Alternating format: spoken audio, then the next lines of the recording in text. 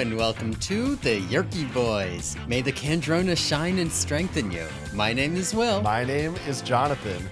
And we are the Yerky Boys.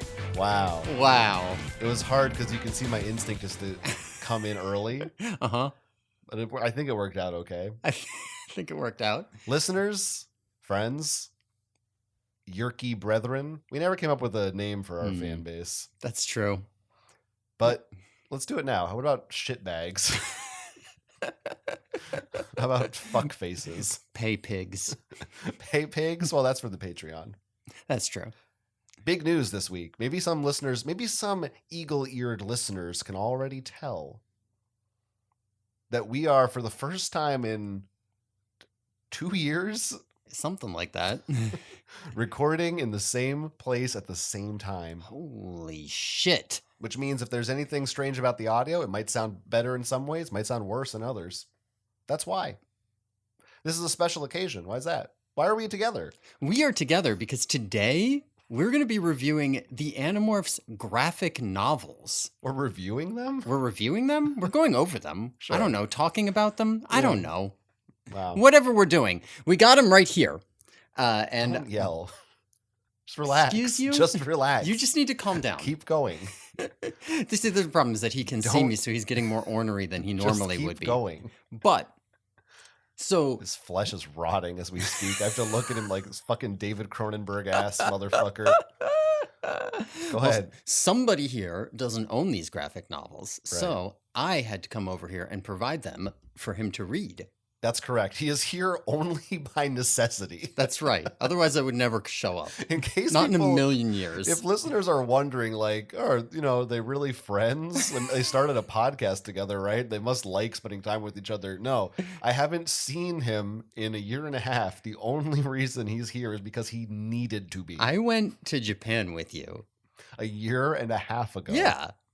Yeah. That's not that long. Right. That was a big trip. Well, so this is exciting for everybody.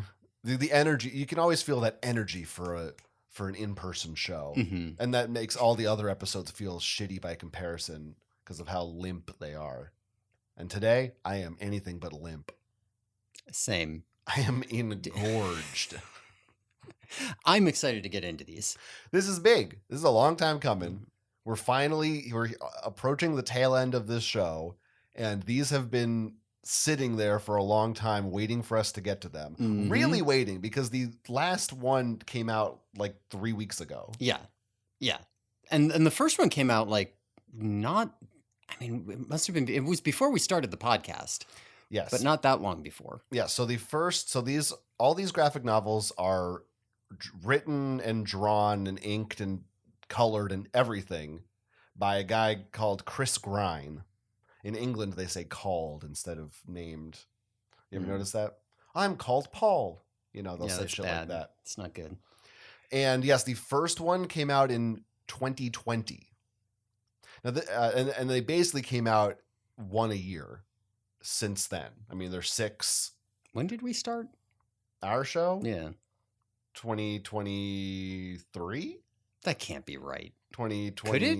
No, maybe that's right.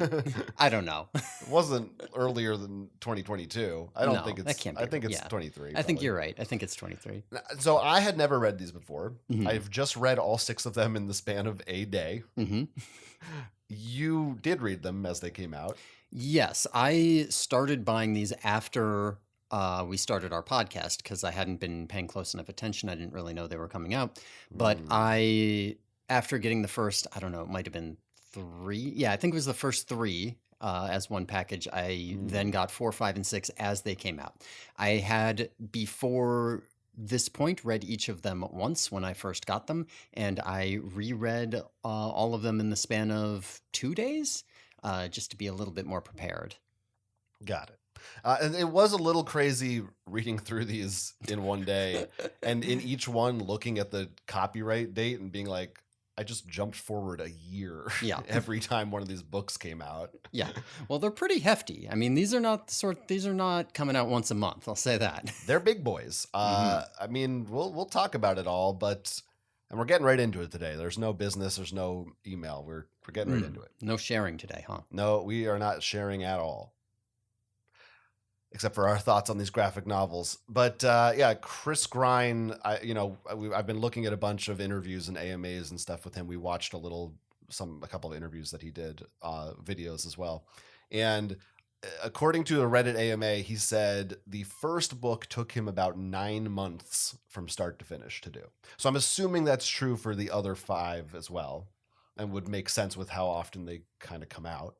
Is that right? Let's see here. That sounds about right, actually. I was thinking it's possible the first one could take a little bit longer just because you're kind of figuring out, like, oh, how the heck am I going to adapt this thing? What are my character designs? But no, I think like it was the majority of a year in between most of these.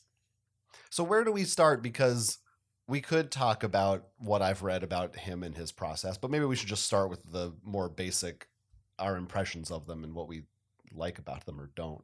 Yeah, I mean, let's start off with like what exactly are these, right? Yeah. So these are graphic novels, right? So far, so good. Yep. I'm with you. The first 6 books have been adapted. Doesn't seem that there are going to be any more because, as far as I'm aware, he is not working on any more. There are no more orders for them, so probably we're going to end here. These are pretty faithful adaptations, right? Like these are not like, oh, this is the basic idea of book number 5, book number 6, right? Like pretty much if it happens in the book, it's happening in the graphic novel. Because of that, they are something in the neighborhood of 180 pages apiece. I think it's more like 200. Might be more like 200. The first one is like 240. Yeah. Because that's a big, I mean, they're all pretty big, but yeah, the first one's a bit bigger than even the other 5, which makes sense. Yes. Now, one thing that I was struck by pretty quickly, and I think actually became more true as I read through them, is just how faithful they are. I don't know if that's something that you are as aware of, since you, I mean, I guess you just listened to the audiobooks, so you do have this kind of fresh in your mind. By the way, we should say, for our listeners, if you have thoughts about anything, you should email us at theyerkyboys@gmail.com. We also have a Patreon page, patreon.com/theyerkyboys. For $5 a month, you get great content over there. Anyway, you asked me a question. Yeah, I'm really glad we just listened to the audiobooks. That was part of the reason that I wanted to actually listen to the first at least 6 audiobooks, was so reading these comics, I was really aware of exactly how much was kept, and how similar they were, or what differences there were from those books. It was very fresh in my head. Both of ours, because you also just listened to them. Yes. So it's not like we're going off even our podcast impressions from 2 years ago. Yeah.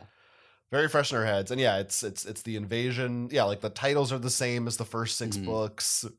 It's really pretty much, it's not like the TV show that we just finished watching, where it was much, much looser. I mean, I don't know. I would say that for every book, at least 50% of the dialogue from the original book is verbatim in the new book, with minor tweaks to some of it, or like some additions, and then some parts that you skip over. But huge percentages of it are just like, this is what the character said, here's what they say. So it is like right down to the paragraph. Yeah. Yeah, it's true. It's true. And they're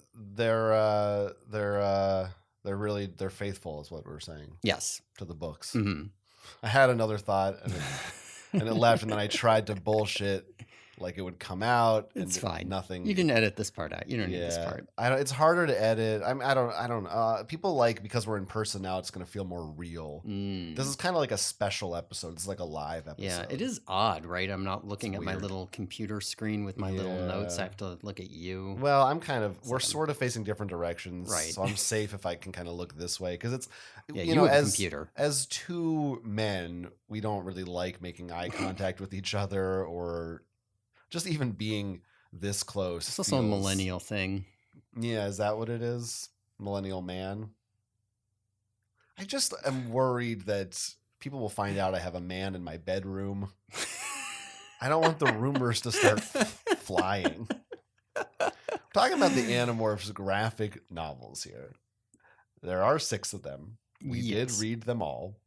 So since people kind of know what they are, tell me a little bit about the process, because you read a little bit more about this than I did, in terms of like, I saw you on your little computer looking at the AMAs, and I don't have a computer with me. You loser. I mean, you have your phone in your pocket. It's literally a computer. Well, what I can tell you is that I found interesting is that Chris Grine, again, the guy who made all of these, did everything for them. Like, there is, other than based on the novel by Kay and Michael Grant, he is the only guy credited on these things. It's not like, most comics, any comic or graphic novel, whatever type of comic book it is that comes out month to month, or if it's a one-time release, there's generally either an artist and a writer that's separate, or at least like someone else who inks it or colors it or does the lettering. If you're looking at something like a Marvel or DC, then there's like 24 names at least in the inside cover of one of those books, unless it's like, an auteur. It's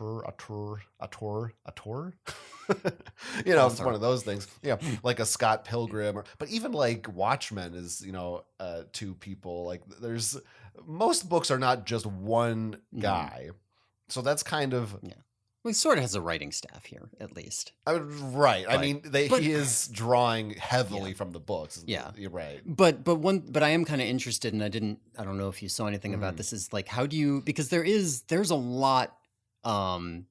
There's a lot of room between like, here's the story, here's what the characters say, that's what the book is, and like, effectively storyboarding it, right? Like, how am I going to lay out the panels? How many pages gets devoted to each section? Like, how am I going to, the squirrel runs up the thing. Okay, cool. Is that 3 panels? How is the squirrel framed? How is that, like, I don't know how much of that process would normally be split up between multiple people. I don't know what his process was for doing that. Yeah, so I can't speak to any of that. Okay. Thank you. That's really helpful. I mean, obviously in this case, it was just one person. Again, what I found out that surprised me a little bit is, according to Grine, he had only read the first book before he started doing these comics. Oh, really? Okay. Yeah. It wasn't until, and I don't even know, I'm not clear if he read it as a kid. A lot of this is coming from this Reddit AMA, which you can look up. In that one interview that we did watch, he said that I guess he was in college when these came out, and he said also that he like quickly fell in love with the series. But I guess you're saying he fell in love with it so quickly that he was like, "Fuck it, I'm in," and hadn't even read book 2 yet. Yeah, I think he fell in love with it when he was hired to do this job. But which is interesting, and we'll talk about how that maybe impacted him, because the books are so faithful, as we said. I might have assumed, this must be a guy who's a longtime fan, but it's kind of the opposite.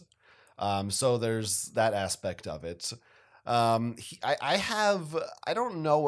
didn't bring this up, but I had read somewhere on the Reddit at some point, and maybe this isn't true, so I'll just say it and you can believe it or not. I'm sure. I didn't bother to fact check this or look it up again even. But someone had said that, like, it sounds like he's really adamant about being the only guy who does these.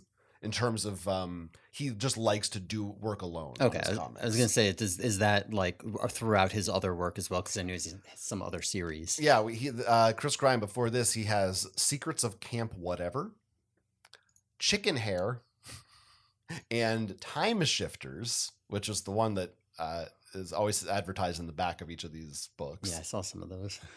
Maybe because it's his newest one? I don't know. That looks like there's only one of those. The others have a few in the series, but they all look like similar kind of, I think they're all more geared at like a young adult audience. I could be wrong. They don't look like, Yeah, I mean, his art style in general, like, it gives off like, young adults aimed, so to speak. Yeah.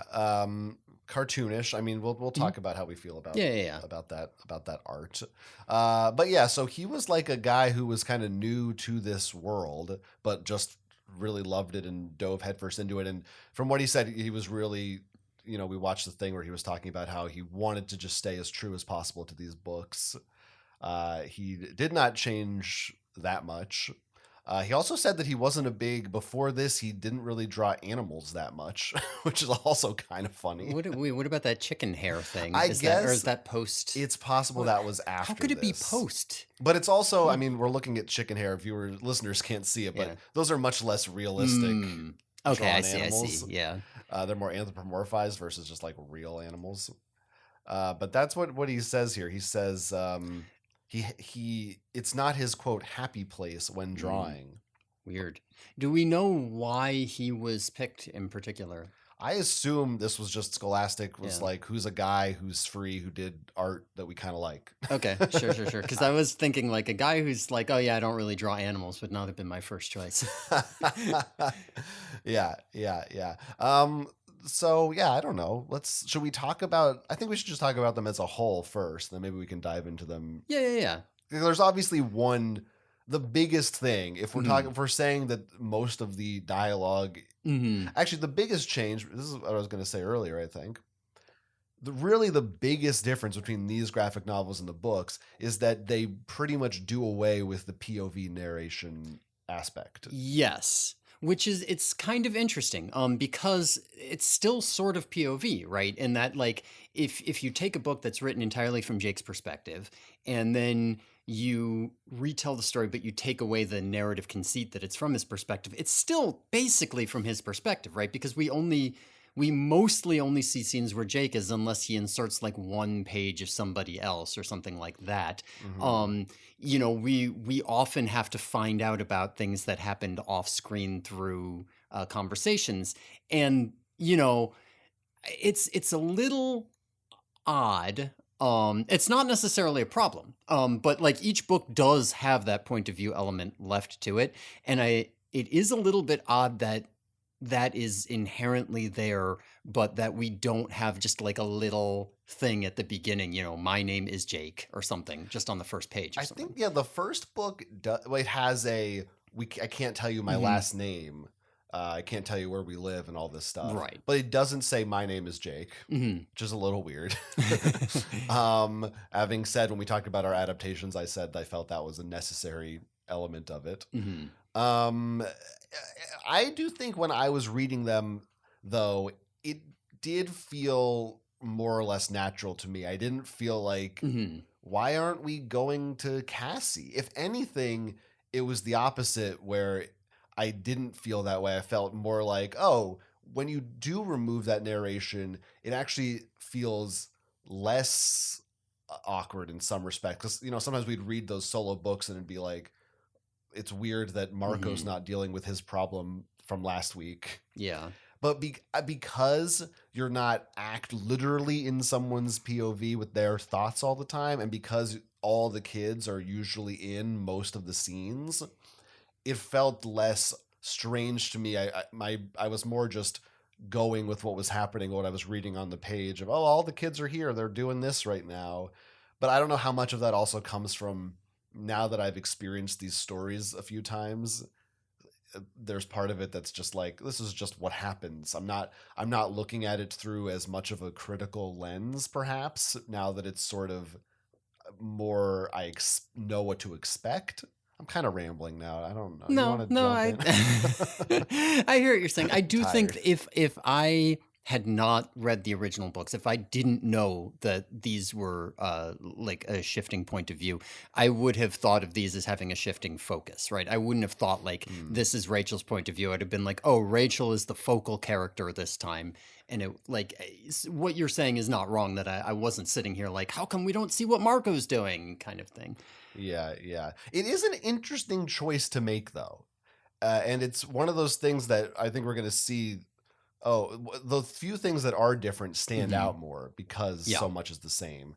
And to see what someone who is sort of a newer fan hadn't, at least at the time he had written, was doing the first book, hadn't read the whole series. Hmm. So this isn't a guy who's going, oh, well, I better incorporate something from book 45 Yeah. because he doesn't know. Yeah. And I mean, even if he did know the whole series, I think there is potentially also some element of like, are we going to finish, right? Are we going to make 54 of these? Because Well, he's probably sitting there like, I sure fucking hope I we'll don't get have to to spend that. the entire rest of my life doing Yeah, this. yeah, we'll talk about that Yeah. whole issue at Hmm. some point. But it's interesting to see what someone like that feels is important about the Hmm. series versus what isn't, versus how we would feel about Sure, it. sure.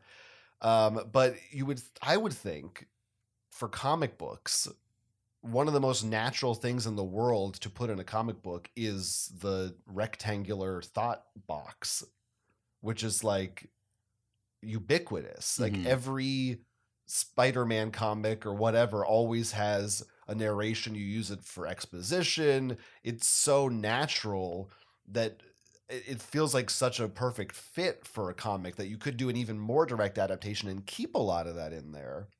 I don't. It's interesting that he chose not to do that, but Mm. a lot of times it seemed like he incorporated things that were POV narration into the dialogue as well with the characters. Yeah, I think that did occasionally happen. You'd see lines from the book make their way into dialogue. Or it'd be like, oh, Tobias wasn't there at this part, Mhm. so it's what you're seeing is a thought box that's another character telling Tobias what happened to them. Yeah, there are a couple moments here where it's just like a character solo as an animal, right? So like you can't have it's not like, oh, everybody's scurrying around being animals so we can talk back and forth. And I think it happens 3 times. Sure. At least twice. Yeah, 3 times. Thrice. Where Jake is a lizard, Tobias on his own being a hawk, and when they are all ants and have lost their sense of self. And so it changes focus into this like, oh, this is now retroactively being told to somebody else, right? Like I don't want to just have Jake thinking to himself as a lizard, so here is Jake telling the rest of the Animorphs at the mall in voiceover while he runs around as a lizard. I'm not gonna lie, I was not a huge fan of that choice, personally. I didn't think it was terrible, but I didn't love it. I thought it worked okay, for instance, with the Jake Lizard thing. What was the second one you said? Tobias on his own as a bird. Right, when he like lost himself. Yeah, that didn't like jump out at me as particular. The one that I thought was weird was the ant book. That's Predator, right? Yes. Where because correct me if I'm wrong, it's Rachel telling Tobias about that experience. I think you're right. I kind of had to look at it a little bit because I wasn't sure. Yeah, no, there is a little bit of a shift to a Rachel POV in that. Because obviously that's a Marco book. Right. So I was like, why is this a Rachel book right now? I thought that was odd. Yeah. That was the one time that it's jumped out at me. Actually, that whole section, it gets a little Rachel POV, and I think it's right around there where he inserts a new scene. Like a 1-page scene with Rachel and Tobias that wasn't in the original story and has no Marco. There were a couple points in there where it did feel like he inserted like just one extra line of dialogue to make it so that Rachel and Tobias had some sort of ongoing relationship. Yeah, I mean, it does make sense. Well, if Tobias isn't there and I want to do this telling the story thing, it makes more sense that Rachel's the one telling him than Marco. Otherwise, who does Marco have to tell? Right, yeah. Nobody. He's got nobody. Yeah, he's not going to fucking and they're not doing sit down with Tobias. They're not now pretending that the kids are drawing and inking these comics and saying, I can't draw what my house really looks like. This is different architecture. So they do, like, for instance, at one point he says, I'm no bigger than a period on a page in a book. In a book. Could be any book, not this one, because this isn't a book. We're not doing that. Right. Yeah. And Marco has that word, this isn't a comic book line. He says that a couple times. Yeah. This isn't a comic book. Does he say that in the books, or does he say this isn't an action movie? He probably says, this isn't X-Men. Right. But like he says basically that. Yeah, so that's a little fun meta joke. But obviously, aside from that, the big thing to discuss here is the art.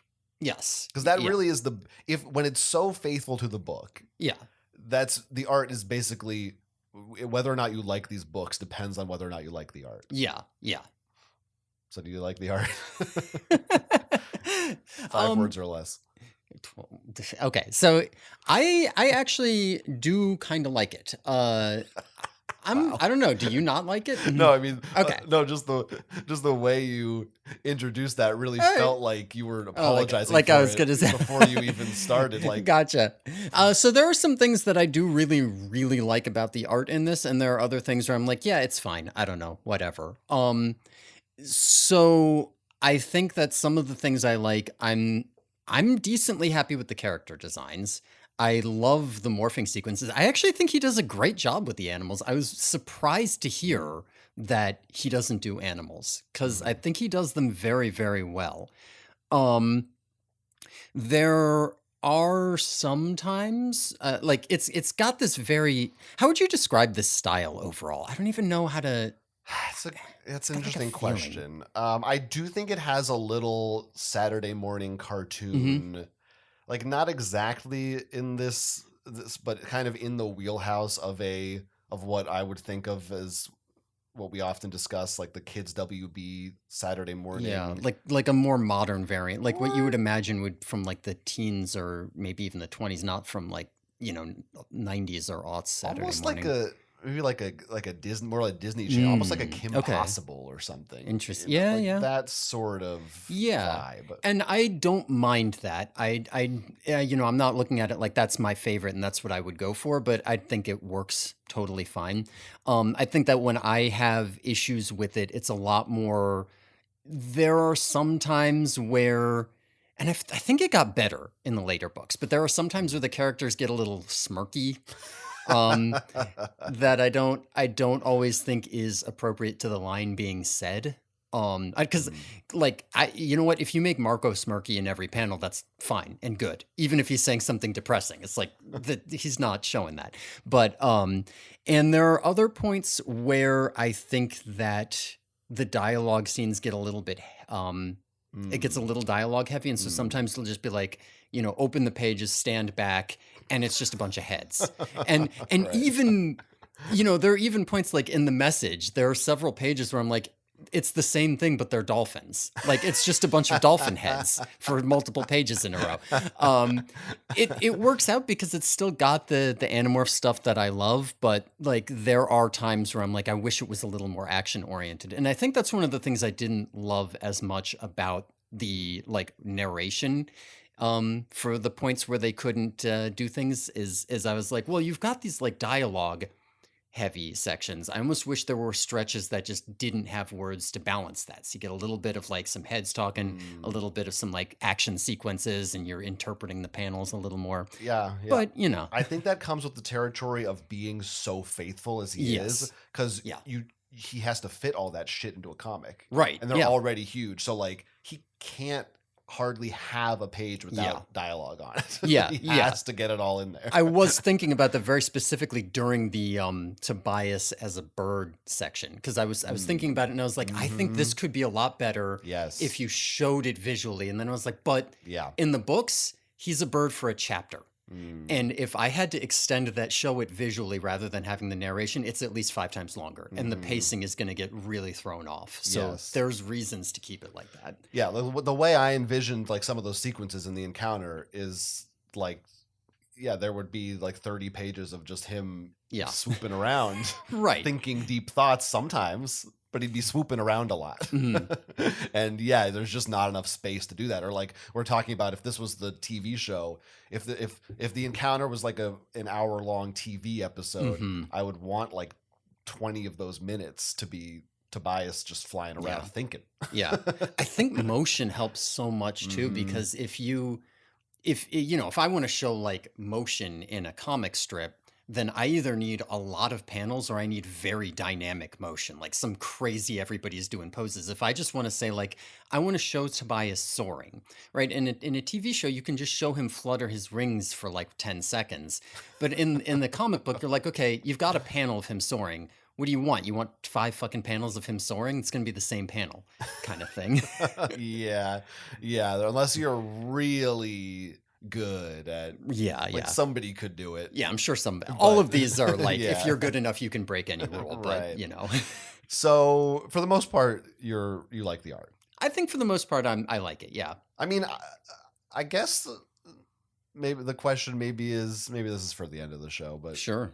is if we hadn't been doing a podcast, do you think you still would have gone out and on your own bought each one of these? That's a good question. Hmm. I think if I got started, I probably would have. I think that if I could easily see looking at it and being like, oh yeah, there's graphic novels, maybe I should get around to buying them. But like once I went in and said there's 3 graphic novels and I've bought them, I think I would have continued. You're You know, committed. yeah. I think after this podcast ends, if they all of a sudden commission, 7 Megamorphs and 8 or whatever, I'm gonna buy them. So. Yeah. Fair enough. I am, for the most part, pretty positive on the art too. Mm-hmm. I think I think the style is cool. I have no problems with the style. The colors are great. Mm-hmm. That's true. Yeah. It's it's very vibrant. It's not the Saturday morning thing works, I think, if that's what you want to call it, which I guess we are, whether it's accurate or not. The animals, I think, like you said, it's to hear that wasn't his wheelhouse. Yeah. I think they're the best parts of the books. The animals, they look realistic even though it's an animated style, they look pretty realistic. They're not like weird, I don't know, Zootopia. I'm trying to think of something with animals. They look real, they look cool, they look accurate, and I know those are really hard to draw animals, generally speaking, even for people who are good at art. I also think the aliens he does a really good job with in general. The Taxons are cool. The Hork-Bajir.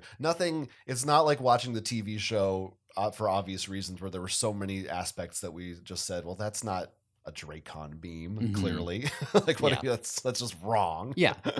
Most of it was like, there was really nothing that I said, that's not what that looks like. It all pretty much looked like what I thought, which is also impressive considering, according to what we heard in interviews, it doesn't sound like he really consulted with KA or Michael Grant at all. Sounds like he was just doing this all from reading the books. Mm-hmm. And so in that respect, I think he did a really great job. There's a couple of aspects that I don't love, and one of them is kind of a big one. Okay. And that is the characters' human faces. For one thing, they all have he does this thing where they all kind of have a little bit of a rosy red nose that kind of irks me. Because what is that? Must hate looking at me right now. I mean, I don't need to get into that. My recovering face. But it's like, what? It's a flourish. It's an artistic choice, but I don't like what. It just makes me think it just feels cutesy. It feels like they're little Christmas stop motion characters, like little elves in the woods. I don't know. I don't really like it. But more than that, the thing that didn't really bother me until I got to books 5 and 6. And I don't know if it's because something changed, or I think more likely it's just that I started to notice it more, is that all of the characters pretty much have the same face. I don't know if they have very similar faces, yes. But it was really when they introduced Visser 3's human morph in the capture. Mm-hmm. And I said, that just looks like Cassie. And I know that sounds like I'm racist because it is an African-American character. Yes. Yeah. I'm not going to lie. I have a note that I wrote down on that page that I think is my favorite note I've ever taken. It says V3 is Obama. So I almost wrote that note down, and then I thought that maybe is racist and I shouldn't write that. He's in a fucking politician's suit. He does, and he has a little American flag He pin does. too. So yes, he does. It's great. He does kind of look like Obama. Please don't cancel us. But then I started looking at other panels between the kids, and I started looking at like between Jake, Cassie, and Marco. You literally could, in some of those panels, swap their haircuts, and it's the exact same face. Mm-hmm. They're just like these androgynous, bubble-headed, big-eyed, red-nosed characters. Like, there's no difference between them. And it started to really annoy me the more I noticed it and the more I couldn't focus on anything else anymore. So that, like, I think every other part of the art is really strong. And I just wish their faces had more personality and didn't look so, like, little kid, bubbly, goofy faced. So it's like 90% of me is so on board for it. And then it's like just not letting myself let that one aspect of it almost ruin it for me. Yeah, I mean, I see where you're coming from with that for sure. Like their faces were a little weird for me at first. I did kind of get over it, but like, yes, it is. Look at this. I'm showing him yes. a panel. No. Jake and No, I literally, know. they're the I same know. face. I know. No, if like same face as a style bothers you, this is going to bother you for sure. Because it really is just change the color of their skin, change their outfit, change their hair. But that being said, like if you ignore the face aspect, if you look at, the outfits he dresses them in, the hairstyles they have, that kind of thing. Like I personally really I love these incarnations of the characters in the sense that like, I watch the TV show and I'm like, okay, some of these work and some of them don't. In fact, Cassie in particular, on the TV show, it's like, okay, yeah, they have to put her in like makeup and like semi-fashionable clothes and kind of give her a hairstyle because it's TV. I listen to the audiobooks and I'm like, nobody's doing Cassie right. This might be the first adaptation of Cassie that I look at it and I say, I mean, that's not how I imagined Cassie, but yeah, that's Cassie for sure. Like that works for me. Yeah. As an example. Yeah. I agree by and large. If you can get past the face thing, it feels fairly true to the characters. With the one exception, which maybe you can guess what I'm going to say. I'm curious. I want to know. Oh, I know what you're going to say. It's that Tobias is blonde. Don't like it. Don't like it. I also don't like. I didn't like his design in general. Not even just I was so excited for him to be a hawk, so I didn't have to look at his boy face anymore. I didn't think he looked.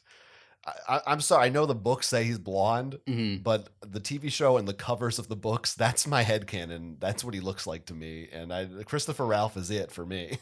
I didn't like this. You know what? You're saying this, and this is interesting because I hadn't even considered this before. But that is interesting. So I've talked before about like, especially in the second Taylor book about Tobias as a trans allegory. I actually knew someone in high school who looked exactly like the Tobias in this book who went on to transition. And it just occurred to me that that's true. Because I was thinking about it and I was like, I don't know, Tobias seems like a very natural archetype of person. I just know this archetype of person. Now I'm thinking about it. I'm like, no, I know this person. Interesting. Maybe if we look at all your people you used to know, they're one of these kids. Maybe that's true. I mean, at the risk of, again, I'm always getting canceled on this I show. know you get canceled a lot. People know. The listeners love it. They love canceling me. But comedy is legal again. Oh, right. Yeah, that's true. Thanks to Elon Musk. And this isn't something that I thought about. It's Tobias in particular, to what you're saying. But I used the word androgynous earlier, and I do think, like, even with Cassie, there were some panels where I looked at her and I'm just like, it's just, I mean, there's no way to say this, but it's like she kind of looks like a boy in a way that I didn't feel like she was supposed to. I think it was just because this Chris Grine doesn't have a girl face, boy face, whatever face. It's just he has a face. Yeah, I get that. Because to be fair, Cassie is supposed to have short hair and wear boys' clothes. Yeah, and she has the same face as all the boys. Right. So like, right. I get why that's a problem. If I looked at this comic, like maybe if I didn't know Animorphs and it was like a random page, I think I would just assume she was a boy. And I don't know. What does that mean? Who cares? But whatever. It just all comes back to me being annoyed they have the same face. No, I get that. But I was not a huge fan of Tobias. I'm kind of glad the books maybe it looks like they won't adapt the ones where he becomes a boy again, because I don't want to have to look at that anymore. Sure, yeah.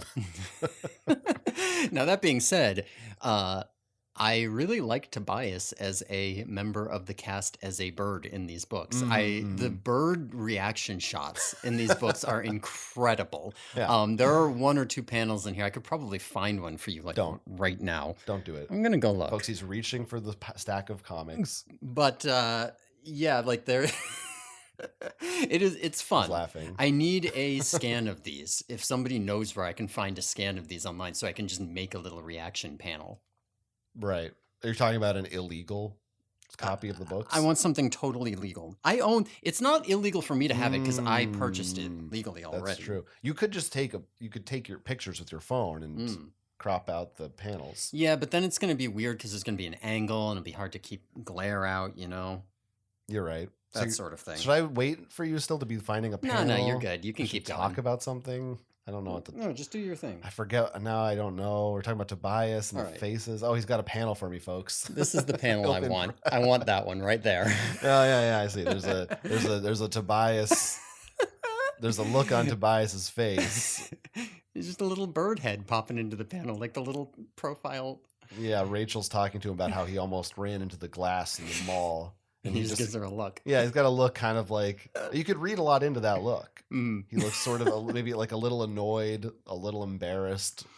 But that's a, credit to Chris Grine again, because to give an animal emotion without it, while it's still looking somewhat realistic. Yeah.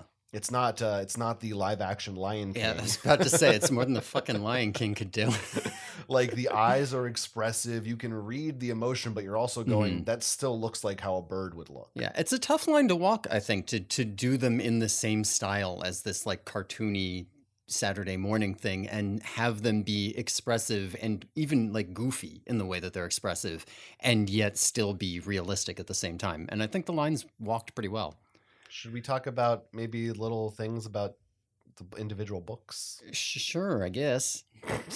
Because I have some notes about like each book. Okay, yeah. Tell me some individual things about the books. So we'll start with the invasion, and some of these are things also that are, for me, even though we just listened to the audiobooks, there are some questions where I was like, was it like that in the book? I don't remember. My first one was, I couldn't remember. And also I do have Seropedia here, which, by the way, according to Seropedia, Chris Grine used this when making these graphic novels. Whoa. That's what they say. And that he specifically looked at the goofs and inconsistencies section. So he was a big fan of Seropedia goofs. Which we are not. I wonder if they added that in there after getting in contact with us and... they've got to defend their goofs section. Yeah, that's probably true. What's funny about that also is that each Seropedia entry for each of these graphic novels also has its own goofs section. Oh, so he's seen them. Yeah. Like he goes on here. Oh, fuck. God damn it. But they also have a big list that part of me wants to read that's differences from the novel. Okay, yeah. At least they do for the first one. I'm not sure if maybe they got lazy as time went on. Then again, they had a whole year in between books, so they probably did. But one of the first things I wondered was, it feels like in the invasion, Elfangor tells them a lot more shit up front, or does he tell them all that shit in the book too? I couldn't recall. I feel like in the book, it takes him like a longer percentage of the book to get finished. Maybe I'm wrong about that. Like just, how many pages through are we? It feels longer in the book than it feels in the graphic novel. And I don't know if that's because there's all these words in between his words and then the graphic novel, it's just all speech bubbles. I wasn't able to compare it directly, but he might tell them more in the book. Specifically, he says, oh, the Hork-Bajir you should pity them. They're actually nice. I swear he says that in the... He does. Yeah, okay. No, that was more of a he does. Oh. I was like confirming with you. I swear, because he follows that up with the taxons are evil. Right. He definitely has that line in the comic. Because for some reason, again, this is just, why did I bother listening to them? Because I already forgot it all. In my memory, I just thought the Hork-Bajir were more... I don't remember ever introducing the idea of pitying them until... I guess you do see them in cages in the first book, at least. So there's that. So I don't know what I'm talking about. But I wondered if that was maybe like a fix for him to try to get more information across. But then I was like, well, how did they get half that information until Axe comes? So it must have come from Elfangor. So this whole entire tangent was unnecessary. It does seem more like and I think this is on Seropedia here too. In the beginning, you do get the sense that all five of them are a group of friends. There's no mention to Tobias being an outsider of any kind. He's like, oh, here come Cassie and Rachel. Like they all just sort of know each other. Yeah. Which I think you lose something a little bit with that. It's You subtle. do, but I also, one of the things you do gain back is, and I mean, maybe you don't gain this back, but when they all go hang out at each other's houses, you get these nice little changes of scenery throughout.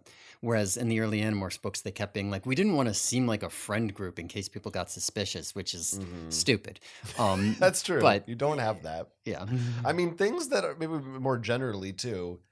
The morphing outfits are still there. We on our show we said we want to axe those. Yeah, I was a little bit surprised because like when I first started reading it, I was just like, oh, you're doing the naked kids thing when you have to draw it, but it's tasteful. It's fine. Does work. Like they Yeah. just all have like the full body like leotard sort of, or not always. Sometimes it's just like shorts and a t-shirt, but it's like it actually doesn't feel weird. Yeah, no, it does work. Again, a line that could be tough to walk, but also another reason that Cassie seems so androgynous. Right. But it does make me almost reconsider, because I was thinking, oh, for our dream cartoon that has to go, but it did make me go, maybe you could still have that work. It would be okay. I would probably still end up cutting it just because it's one of those things where it's like it just doesn't matter. Yeah, and the more you explain about it, the more if it made sense. If it actually made sense in the books, I'd be like, yeah, keep the details, because then you get to explain all the deep lore. But the more you say, like, you can't morph clothing, except when it's too tight, just don't explain it. Just don't explain. We don't think about it. That is another thing across the board of all these books. The thing that you don't have is the exposition every time. Yes. And the POV description of what it feels like to morph every time. Yes. And the fact that those are all gone, think about what percentage of the books those were, and still these graphic novels are as big as they are. Just shows you how dense those books are. Yeah. But they definitely, that's an improvement. Like that's a strength for sure. I mean, it's a little bit of a loss because you don't really get any of them. There's not even the first ones because there's no POV. Right. I mean, you hear them, the kids will a little bit talk to each other about, oh, it feels like this. Oh, you control it like that. But you don't ever really. But that's a fair trade, in my opinion, for having to read it every single book 4 times a book. Yeah. Speaking of morphing, I might be tangenting you off of your list morphing. Of things from. I already did. That's all of it. That's all you had. No. I mean, I already tangented us. Okay. We'll come back to it. It's fine. Okay. The morph sequences in this. Yeah. I was gonna bring that up.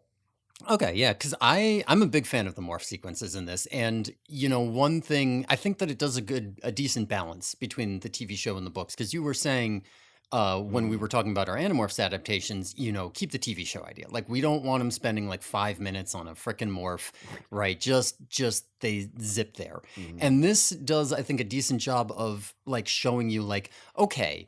It doesn't just happen. Like it takes some time, but it feels like maybe 10 seconds worth of time, right? And so there's enough time to show you some panels where you get the body horror aspect, right? You're not looking at it like, okay, and now he's a bug. It's like, Jesus fucking Christ, look at his goddamn head. Oh my God. Looking like you right now. Right, exactly. But it also doesn't, it's not like the books where, it's 5 pages of legs shooting out or whatever. Yes. And, I like that. Yeah, no, I totally agree. I think that's one of the best aspects of the comics. I thought in the first book, I was a little more critical. It felt a little more just like they were doing an amorphous blob transition. And I think by the second one and throughout the rest, it was more interesting to look at and more weird legs popping out at different times type of a thing. So I liked that. And light. That's not what I was going to say, though. I thought all the morphing was really funny. Yeah. It looked really good, and half the time there was a panel with a character who was like half elephant or whatever. I was like, that's the funniest looking thing. I love it. The Rachel half elephant is like 3 of the best panels in here. Incredible. The lobsters, I love the lobsters. Really, really great job with, and just a lot of them half out of morph slurring some word. Not they're not saying slurs, right? I'm just saying, they're like that one time. Marco does Yeah, sometimes. drop a few. It can happen. But yeah, Chris Grine, it turns out, is a white supremacist. No. Come on, that's not true. And in terms of the time thing, I think that's one of the best. The comic book lends itself so well to that, because that's the beauty of a comic book panel transition, or just a panel in general, is it can last as long or as short as you look at it. So if in your head it takes 2 minutes for the morph, it can be that long. And like, that's why, you know, again, in a Batman comic, Batman can be kicking a guy in the face in one panel and still there's a whole speech bubble and it doesn't feel weird. You're like, that's when he said that, because comics just, you play with time that way. So that was perfect. So I think in some ways this is like maybe the best potential medium for Animorphs, even. Like, at least for the morphing sequences, yes, the medium lends itself well. So that is a great aspect, and I did comment on that, like, think when I was reading the first book specifically. A couple of more things that I thought that I noticed more that weren't in the book, again, because it's so faithful.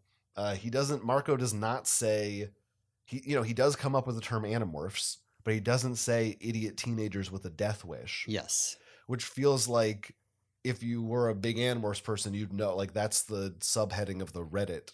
Like, it feels like that's more of a, fans have really embraced that, but he didn't put that in there. I think Marco in general, in the first book, it got better in the later books, but I think in the first book it feels like Marco isn't jokey enough. And I don't know how much of that is just there wasn't time in the first book and maybe it just wasn't there, or like I cut all the references and so that means I accidentally cut Marco's jokes. Or because one of the other things is that, like, you can tell when he wrote a joke, when he like adds a panel with one of his jokes, it's such a different cadence from Animorphs jokes. And it does feel like his humor and Marco's humor are very different in style. And so I think Marco gets funnier as he adds more verbatim dialogue from the series. I wonder if it's just because Marco has so many interjections that when you're just reading a book that in a big scene of dialogue, that's fine. But when you have to add a whole ass panel for it, it's like, okay, Marco can only have so many panels that are just him saying a wisecrack.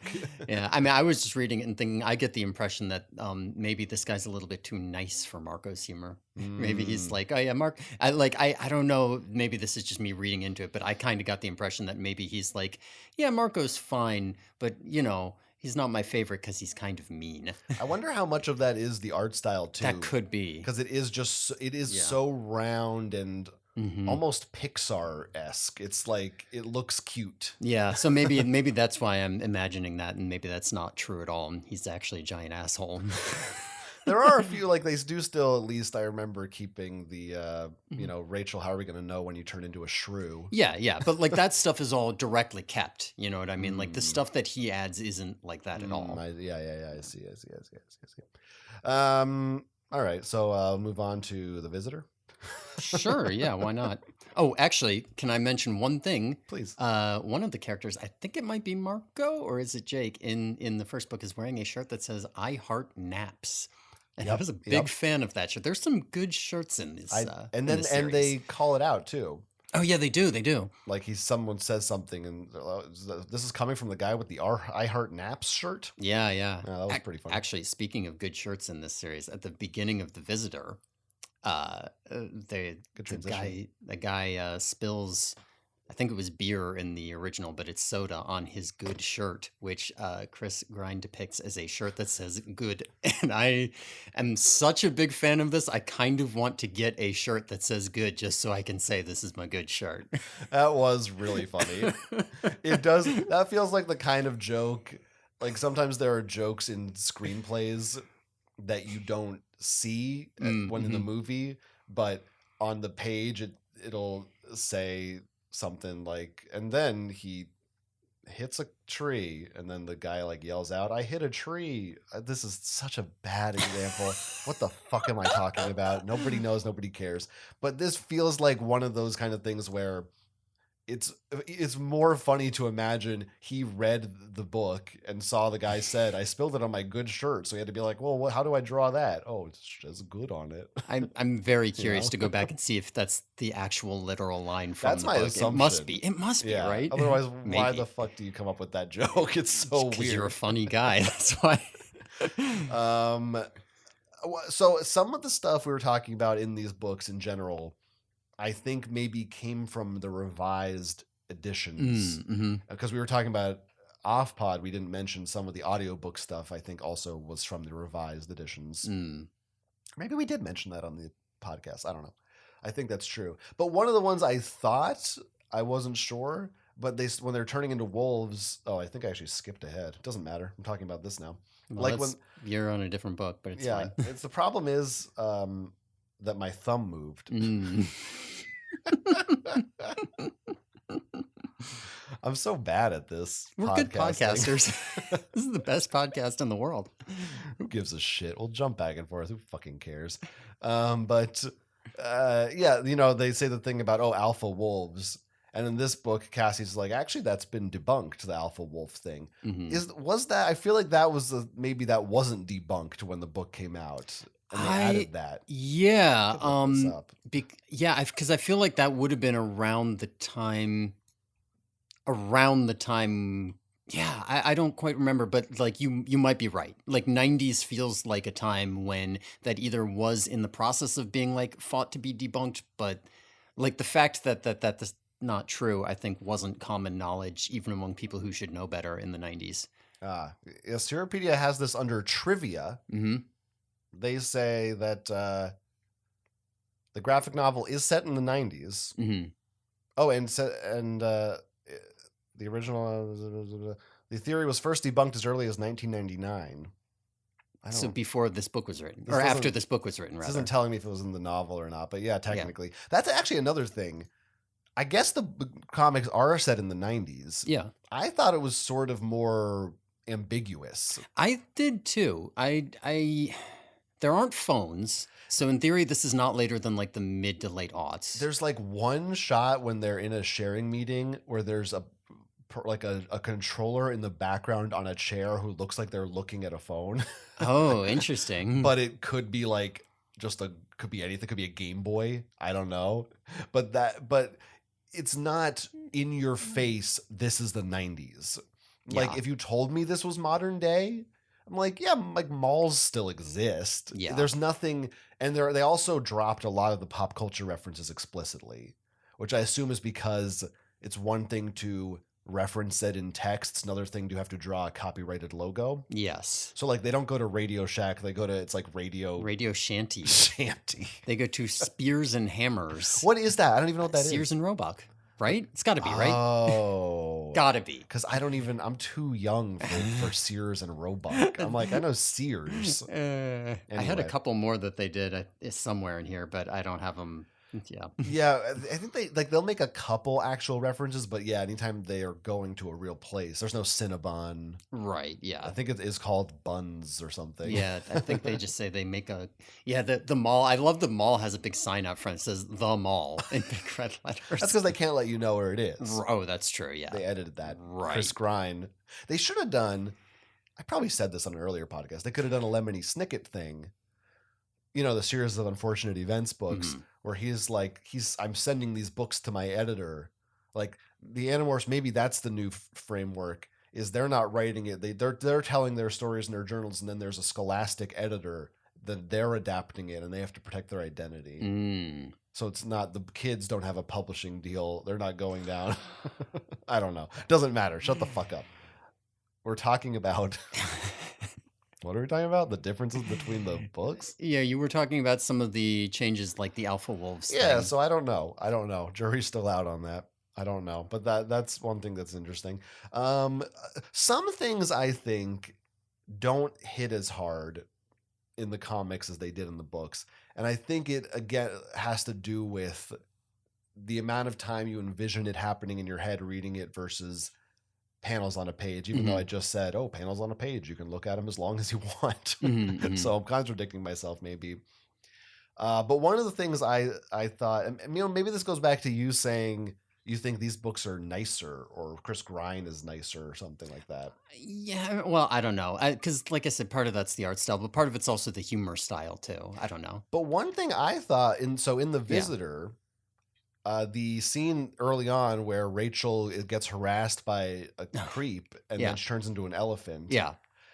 In the book, I felt like there was so much more menace and Mhm. so much more. It was really hitting me like, ew, this is like she's a 13-year-old kid. This is Yeah. really fucked up. Yeah. And I think because all of his characters look so round and cute, even like Visser 3 looks kind of cute. Mr. 3 is a little too cute.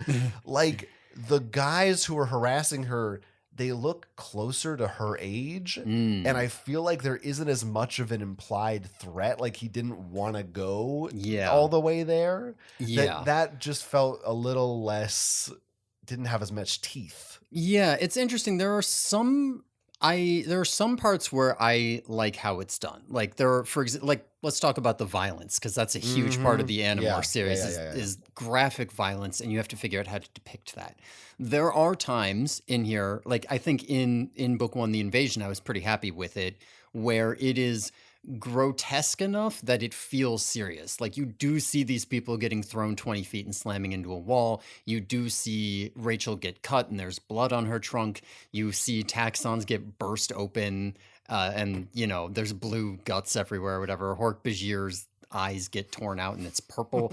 But there's not, you don't see a lot of blood and gore unless it's aliens in different colors, right? Like Rachel gets cut and it's red, and there's scenes where people's fingers get chopped off, but I don't see like massive bloody stumps or organs falling out. And that is, like you do have to sell this to children, presumably. So like that line does work, but there are other times where that loses impact. I think for me, the biggest moment violence-wise was where Marco gets his tail bit off. And in that one, like there's no way not to depict just billows of blood throughout the water, right? Well, there's one way. Yeah, and there is one way, and that's to make the blood just kind of like black and dark rather than bright red. Because I remember as a kid reading that scene, just reading it was extremely upsetting. Like, because this is the first Animorphs book I ever read. And so I vividly remember like, oh, Jesus Christ, his tail's almost bit off. He's like bleeding out and dying. And then here we get this big whole page devoted to that moment. And I'm like, it's just a bunch of black blood. Whereas I think if it had been red, it would have been like, Jesus. It's so odd that it almost doesn't even quite register that it's supposed to be blood. Yeah. It's like, I guess it's blood, but it's dark gray. It kind of just looks like there's an oil spill in the water or smoke or something.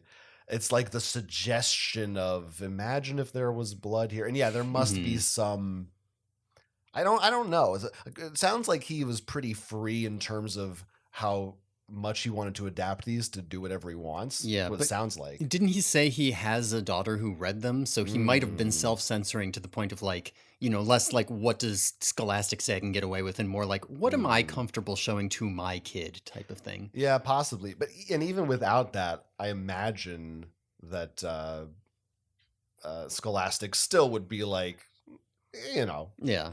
But I do think he, for the most part, does ride the line pretty well. It was something I noticed early on because you'd think it's hard to get away from the violence as it's described in those books. Yeah. It's not like, at least it's not the TV show where the tiger just appears and everyone runs away. Yeah. Or it just like pushes someone and that's the end of it. They do. I think it's enough that the fights are suggested, but you certainly are still losing something. It's not my fucking intestines are coming out that they literally talk about all the time in the books. It's interesting because one of the most visually striking, like horrific scenes, I think, is Rachel's dream of eating maggots as a shrew, which is just like not a moment that I remember much from the books. I'm like, oh yeah, as far as nightmares that Animorphs have had, like eating maggots is just not a big one for me. I mean, I remember the aftermath of that where she like throws up and Jordan fight, but like the actual dream itself, it's like this is nothing compared to some of the bullshit they did. But here it's this massive like 2-page splash and bright red, and she's like drowning in maggots, and because it's like, well, that I can show. It's just a dream. It's not actual gore. I think it's also a chance for him to be like, I want to have some fun. Yeah. Like, here's something I can interpret that's not just drawing what happens. Right. I get a chance to do a cool splash page. That's fun. I'll say another thing, jumping all over the place, Sure. but on the same subject that I felt like didn't really hit the way I feel like it was supposed to hit. And that's just in general the ants in book 5 that I think are, in the novel, it's one of the most, even by the end of the series, it's maybe the most upsetting thing. It's up there, yeah. We don't need to reiterate it, but the way that they feel about not having an identity and being consumed and just lost and all this stuff in the ant mind. And it's there. That text is mostly intact and they are ants. Maybe they cut out. Isn't there more of them actually fighting with other ants in the novel? They keep that stuff in here. Maybe that's because they do turn into ants later too. Yeah. No, that is in here, and I was okay with them getting overwhelmed with ants in the book here. I think part of that though is that you do end up in this position of like, in the books, they're like screaming because their heads are being chopped off. And here it's like, there are little ants latched onto them and like sawing off their necks, but it looks like ants on an ant, right? like I don't have the visceral feeling of that's my neck. I think this is an example where the opposite is true of what I said, that like that works better in text than with visuals, because it's more horrifying to imagine being an ant than when you're just seeing it on a page. You're like, oh, that's just an ant. So, I know what they look like. One of the things that I think really made it work in the books is the specific use of language. The fact that she drops all first-person pronouns for the longest time. It's just like, go to the colony, get that, enemies, there are enemies, there will be killing, move here. And then at a certain point, it's like something on my legs. My legs? What? You know what I mean? And here, because we're doing the retroactive narration, it's like, and then we moved here, but we had no sense of self. And it's like, okay, but I'm seeing this word we.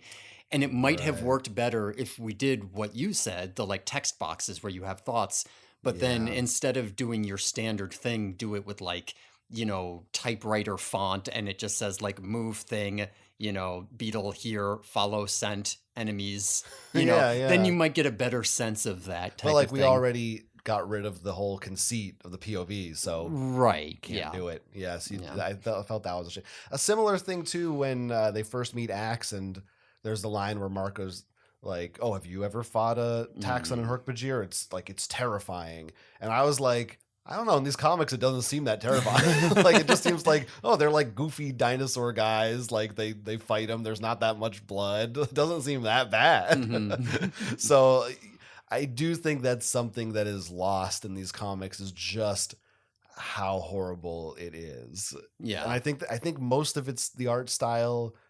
Maybe it's like 50-50, the art style and just how he presents it. It's just such a difficult thing to do if you're adapting Animorphs for children, right? In the sense of like, they probably shouldn't have let it be as gory as it was in the books anyway, but also you can get away with so much more when you aren't actually visually depicting it. Like, anytime you do any kind of visual adaptation of Animorphs and you don't just say, this is for adults, I think this is not a surmountable problem, really. Well, do you think the primary demographic of these comics, like what age do you think? I don't know. Yeah. They feel like they are written for children to consume, like that, or at least with the idea that like, if a kid, like, you can give this to your kids and they can read it. Yeah, definitely. I mean, I think it's the same as the Animorphs books. Yeah. Maybe slightly younger, but I think those books were still intended for younger. They just happen to also have dark shit. Yeah, it doesn't feel like this was like, oh, this is for all the old fans. It's more like, this is for the old fans to give to their kids, so their kids can be like, oh, look at the... But I also don't read it and go, oh, this is for kids. Yeah. But I also don't feel that way about the books, I guess. It's rated G. Yeah, I'd say PG. Yeah, fair it's got to enough. be okay, PG. Fair enough. You know what I'm saying? Like, it's like general audiences and not like Axe aimed at one group or another. He does still slice someone's hand off with his tail. Right. Like, it's not super bloody or gory, but like, there is some dismemberment. Yes, there is. Listen, you're not going to get away from dismemberment. It is Animorphs. Visser 3 does turn into a beast and devour Elfangor. Yes. that kind of shit. There are people who eat fireballs in book 1, and we do see flaming bodies flying around, and those people definitely die. Yes. And all those morphs are great, by the way. I loved seeing the Antarian bog. They did a great job with those. That was really fun. Let's see. Some more kind of general points maybe about each book. I don't know if you want to jump in. Should we anything else about the Visitor? Not that much. I got a couple things, but that's about. Oh, for example, they changed Rachel's eagle to a girl from a boy, so it's not gay. But Marco's still a girl wolf. That's true. He is still a girl wolf. Also, I think there's a line in one of these books, or it might be after they meet Axe, where they make it a lot more explicit that Marco is into Axes. Like, he has a line where he's like, "You look pretty, Axe. Damn." And I'm like, yeah, oh yeah, he knows what he's doing. And you know what I thought when I saw Axe's human morph in these books? Oh, it's Cassie. He just looks like fucking Cassie. I did think that was an interesting choice, though. That's another thing that which makes sense. I mean, again, I've been Paolo pilled, so I do.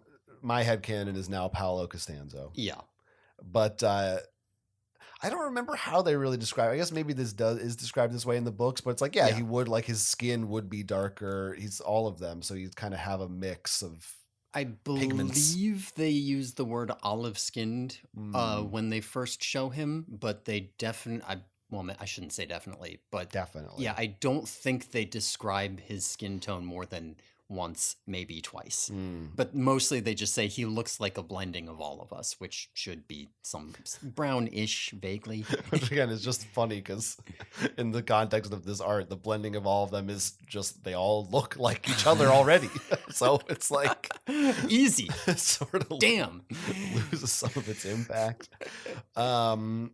He sure likes to make the Meowrico joke. That's like there's like 4 times where someone's turning into a cat and says Meowrico. Yeah, he was on that one in The Visitor for sure.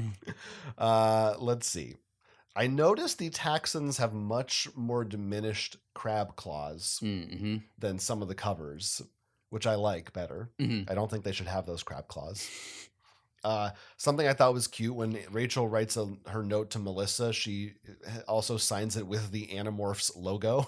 Oh yeah, the A from the books. That is fun. The best part about that is that if it's found by Chapman, he'll be like Andalites. That's what it stands for. They went to a graphic designer. Can't tell Visser 3 or he'll be like, my daughter's in contact with Andalites and he'll want to kill her.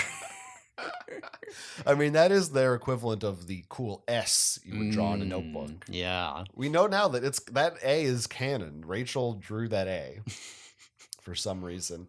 The Encounter, the third book. I liked what he did in this one, an example of like visual adaptation with, even though I wanted more Tobias flying around and everything, there was this motif where his panels looked like breaking glass when it was him struggling with who he was going to be, hawk or human, which I thought worked pretty well. Yeah. It's pretty cool. And some of them also, there were different tones to it. So like he might talk to himself where he would like say like, oh, but you're actually a hawk.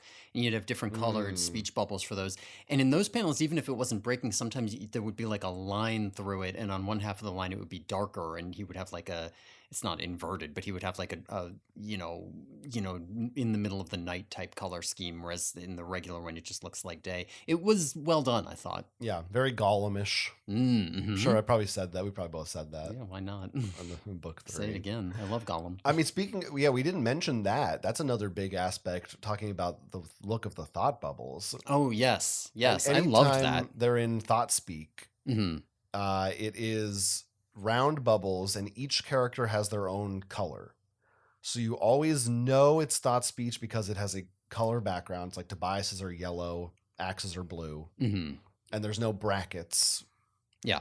I think there should have been brackets still. Interesting. I just think as like a reference to the books, it just would have been, I would have liked to see the brackets. Sure. That's me. I also do think it's a good solution. It's a creative solution. For the most part, it works. There definitely were several times where I was like, I don't remember who's red and who's green. I don't know which dolphin is talking right now. Yeah, it took me a little while because they don't establish it. Like, it took me a little bit before I was able to say, like, okay, well, I know that, like, gray is Marco, for example, but which one's orange? Oh, that's Jake, you know? So Right, it he's a might have been tiger. nice to have one or two. The problem is that in the books, they never practice their fucking morphs. If they had if they had a scene like that, then in, like, one of the early scenes, they could have a scene where they're all together practicing morphs and you just, okay, this one's Cassie, this one's Rachel. But Yeah, you they could just don't- have them all side by side with like each one has a color in their name. Yeah, You could just yeah. do that. You could just do This would that. be at the beginning of the book. But I guess that is how you would do it in a comic, because obviously in the book it's always Marco said. Yeah. But if there's no speech bubble and they all look like animals, Yeah, because that's the only choice, right? Yeah, the like 5 pages where they're all dolphins and talking. Like, Or I don't know what the fuck these dolphins are. Right. I guess the alternative is you have a little name tag, like each speech bubble says Marco : I like the color option better though.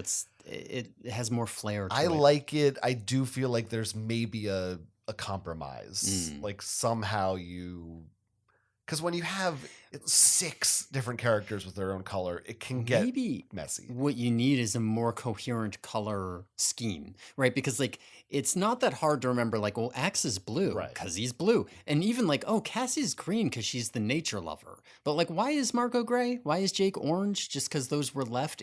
I guess well, you no, could. I think Jake is orange because he's a tiger, Okay, and yeah, I think that- the gray okay. is kind of like the gorilla, Okay. Oh, that makes sense. and Tobias is yellow because he's blonde. Ah. Or he has a beak, I guess. Yeah. No, but see, the issue with this still though is that those aren't the same reasonings, right? Like Jake turns into a tiger, but Axe is a thing, and Cassie likes nature. Is Cassie green? Yeah, Yeah, I don't know why she's green. she likes nature. She's a forest barn farm girl. Yeah. No, it's because she couldn't be a gray if Marco's gray. Right. Maybe Marco's gray because he's a lot more ambivalent in the beginning. Wow. But what you could do, like, you could do something kind of goofy that might still work and be like, let's color coordinate their outfits. Jake just like wears orange They're shirts just the all Power the time. Rangers. So, yeah, make them like the Power Rangers, and then you would not forget who's who. Like, you would know. That's true. That's true. Yeah, I mean, there's not really a perfect solution. I do think he came up with probably the best one. I like it. So Yeah. It's okay. It's fine. It's good. It's pretty good. I feel like they went harder in these books on the Hork-Bajir language too. I feel like there were more speech bubbles by them that I couldn't understand. I think every speech bubble by them is a line in the books. Oh, yeah? I think, So I may just not remember. But I think they took every single line that any Hork-Bajir ever said. Like when the Hork-Bajir says he golfert you and eat your lolcath, it's like, oh, we're putting that in there. That's got to go. I might be wrong, but I think they're all from the books. Yeah, because my memory is just them going, "Get him, gefrocked." Like I didn't think, but some of these bubbles were more like I legitimately didn't really know what they were saying. They seemed more alien to me. Maybe it was the font. Yes. I do. It's interesting that, as we said, Chris Grine, I don't think read ahead of these books. He did say he listens to podcasts, by the way, but I don't think ours. Yeah, no, we were too late. But I don't like. Maybe he read the summaries on Seropedia of future books. But there are some instances where I felt like he did have some idea of where the characters were going. One example that I thought was pretty kind of dumb, but funny.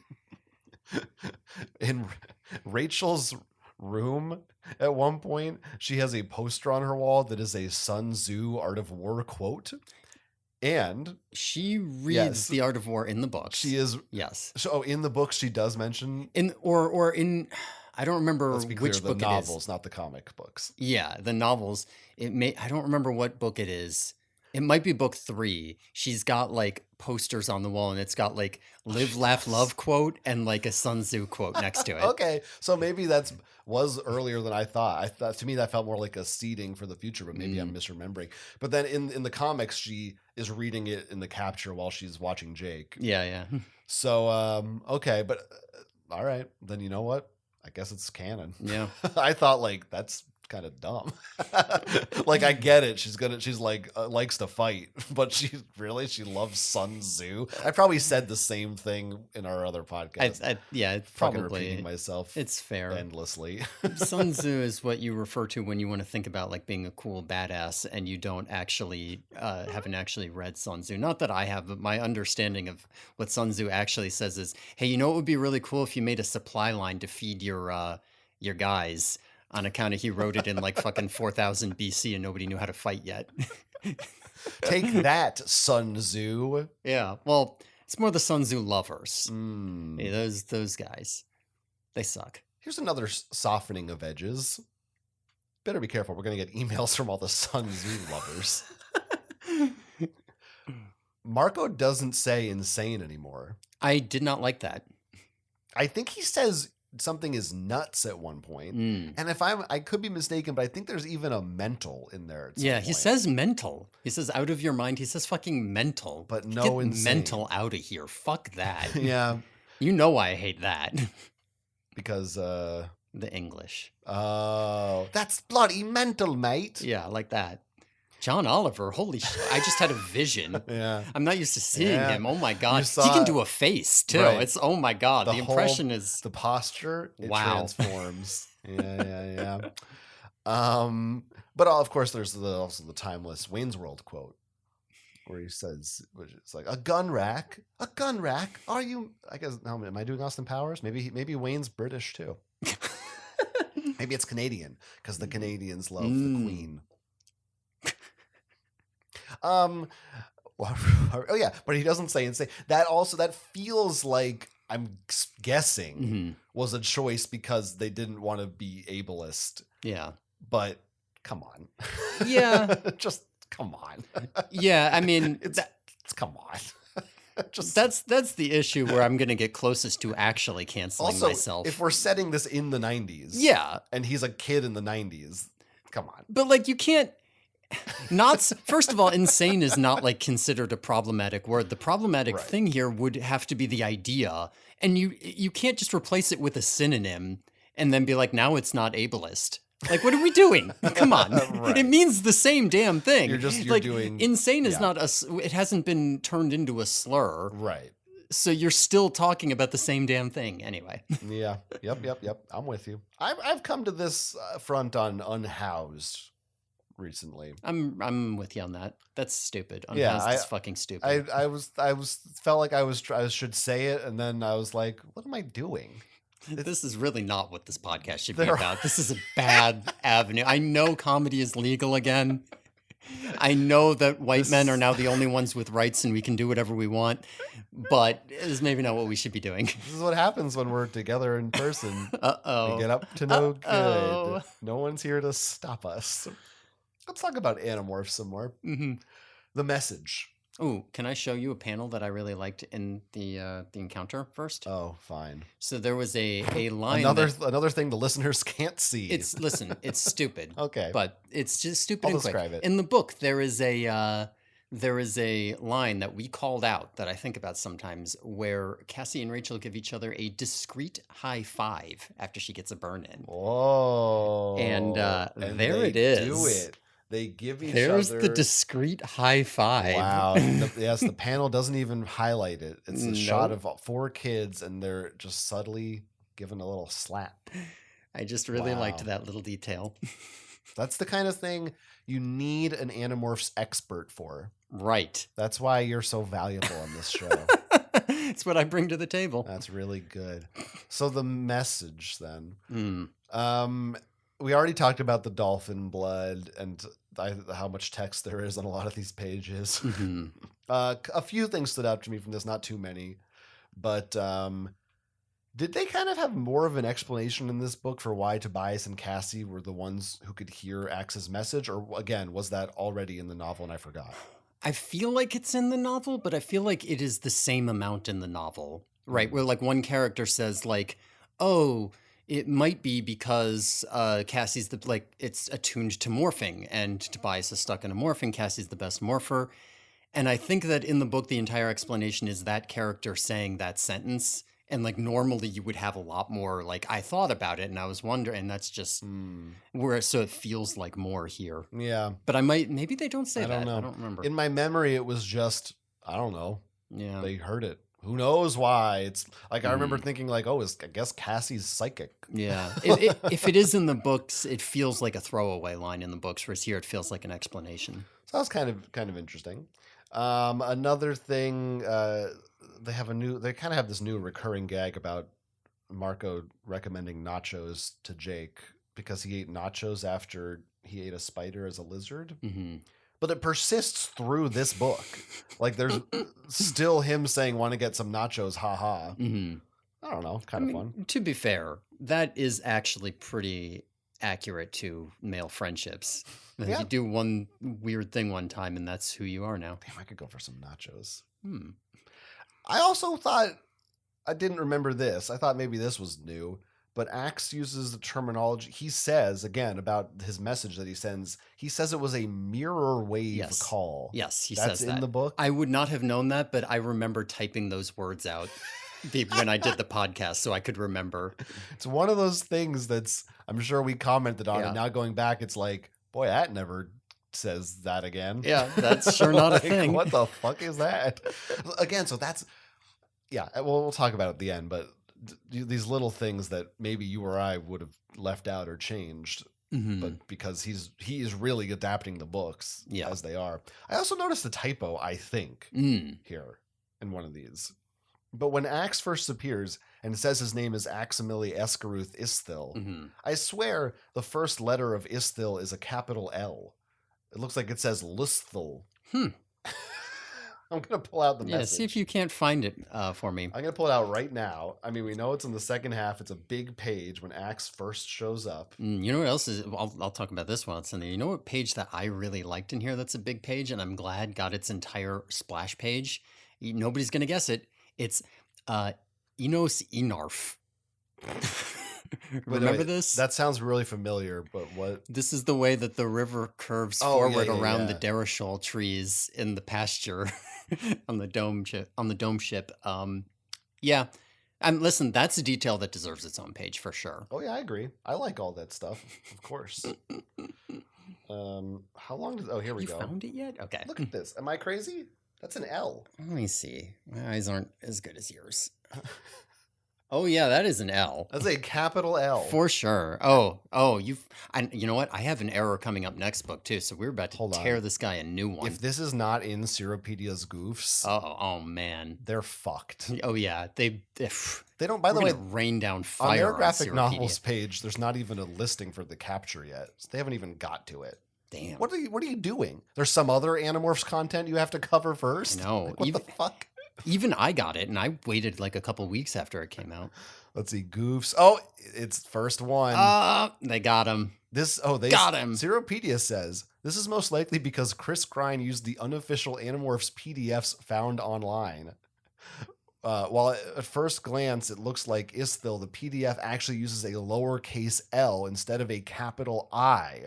As a result, it is copied from the PDF and pasted. And so in all caps, it's an L. That makes it worse. That is, I didn't think about the PDFs, but I did assume it was because lowercase L looks like an I. But I didn't. That does make it worse. Yeah. Did you not even fucking read what you wrote in there? You literally just copy pasted in and changed the formatting? Like, what the fuck is wrong with you, dude? Oh, I don't like this. Take some pride in your work. What are you seeing? The Seropedia trivia also says, Cassie says it's Animorphing time. This is a reference to the Animorphing Time podcast. Oh, ew. An Animorphs podcast Chris Grine has appeared on before. Fuck you, Chris Grine. Fuck off. Get out of here with that shit. Animorphing Time? Fuck you. You're on our shit list. Your name sucks, by the way. That's a stupid pun. You're right. Basing your show... Ours is good. Well, ours isn't so much a pun as it is satire, which is elevated. Right. Yeah. It has a clarity of purpose. It does. A raison d'etre. Wow. Let's move on to the Predator. Tell me. Another thing that I felt was missing when they're meeting Axe and Axe is talking about how bloodthirsty he is. Marco says, "Oh man, Rachel, someone as strong as you," but he doesn't say, "Oh man, Rachel, you should marry this guy." which I'm pretty sure he says in the book. Does he? He probably does. I remembered it from one of the audiobooks, I think. Yeah, okay, yeah. Or I'm making it He up. probably does say it. Again, I could look at all this. No, I think you're right.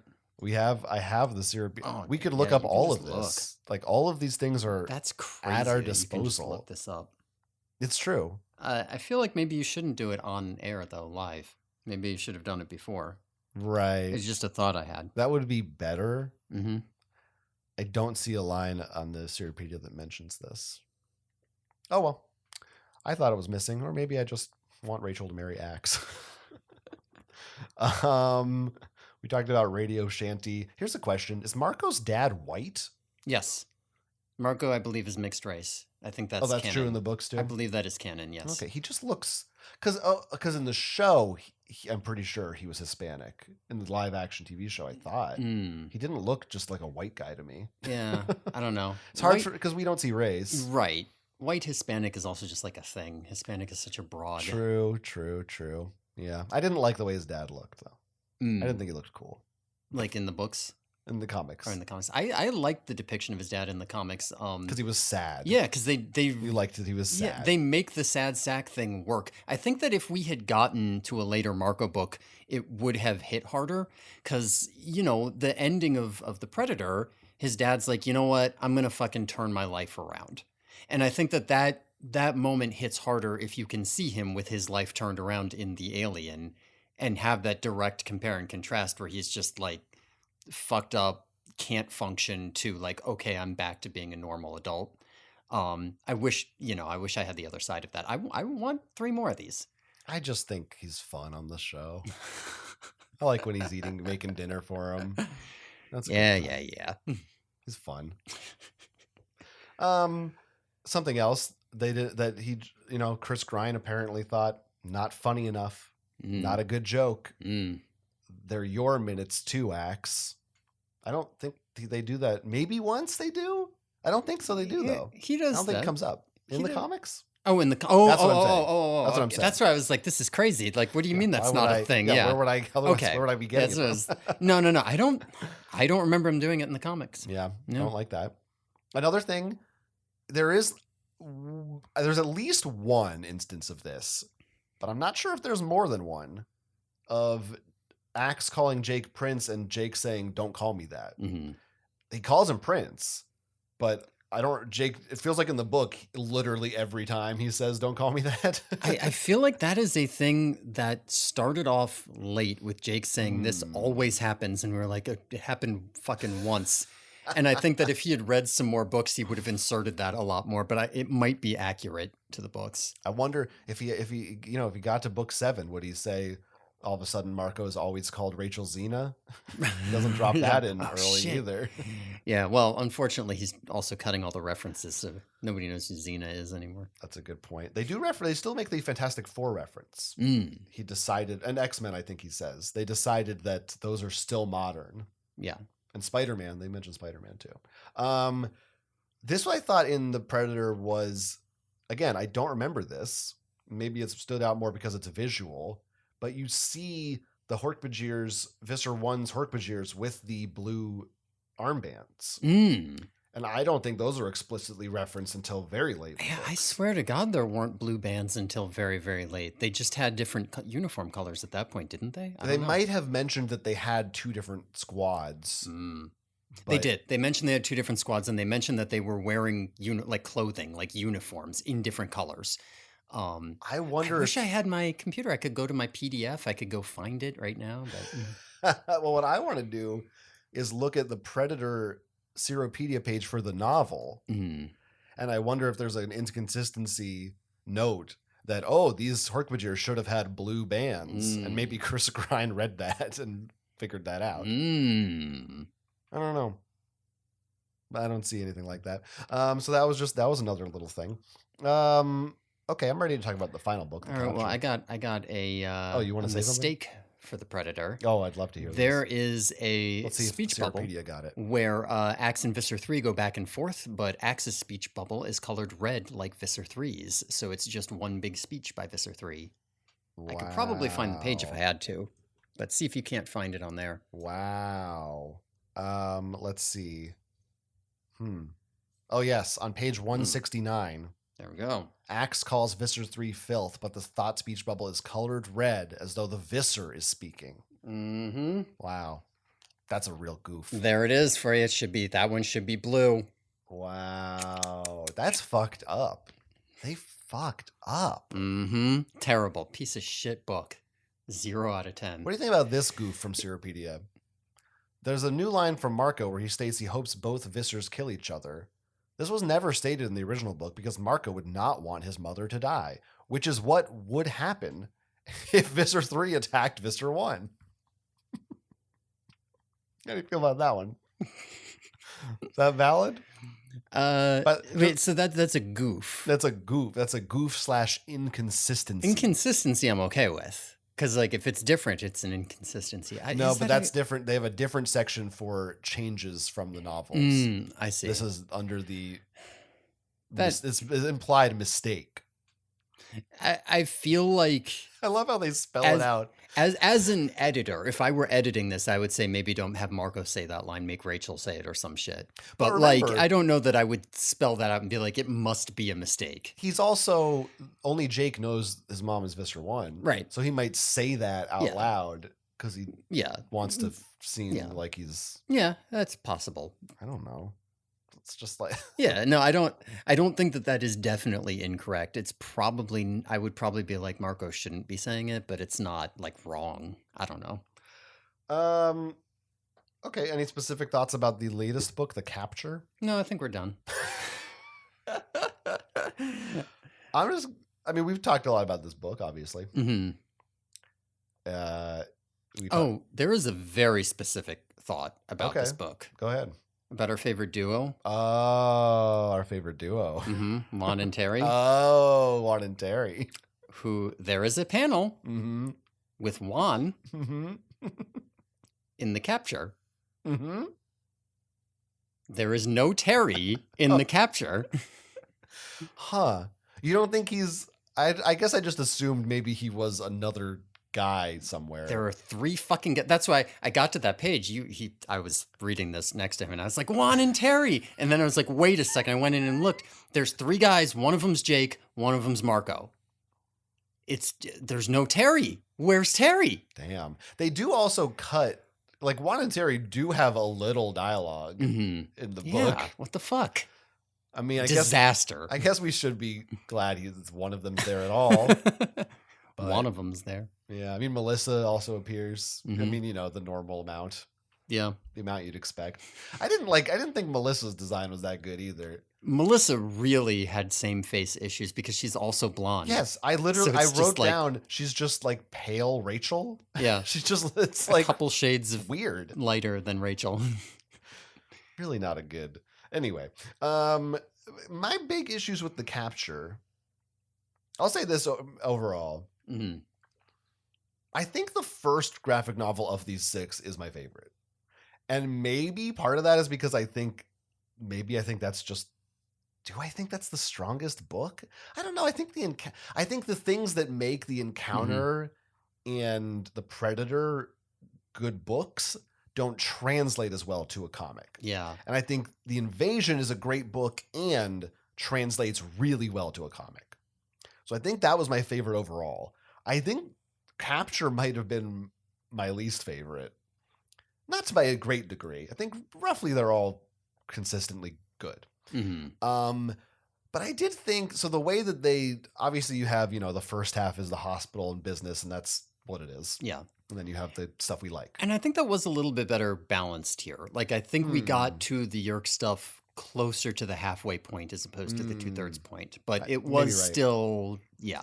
The way that he depicts it in this is you kind of see Jake talking to his twin, who's the Yerk, in a gray void that's their battleground, which is functional.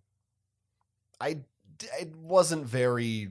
You could have done something more visually interesting with that, I think.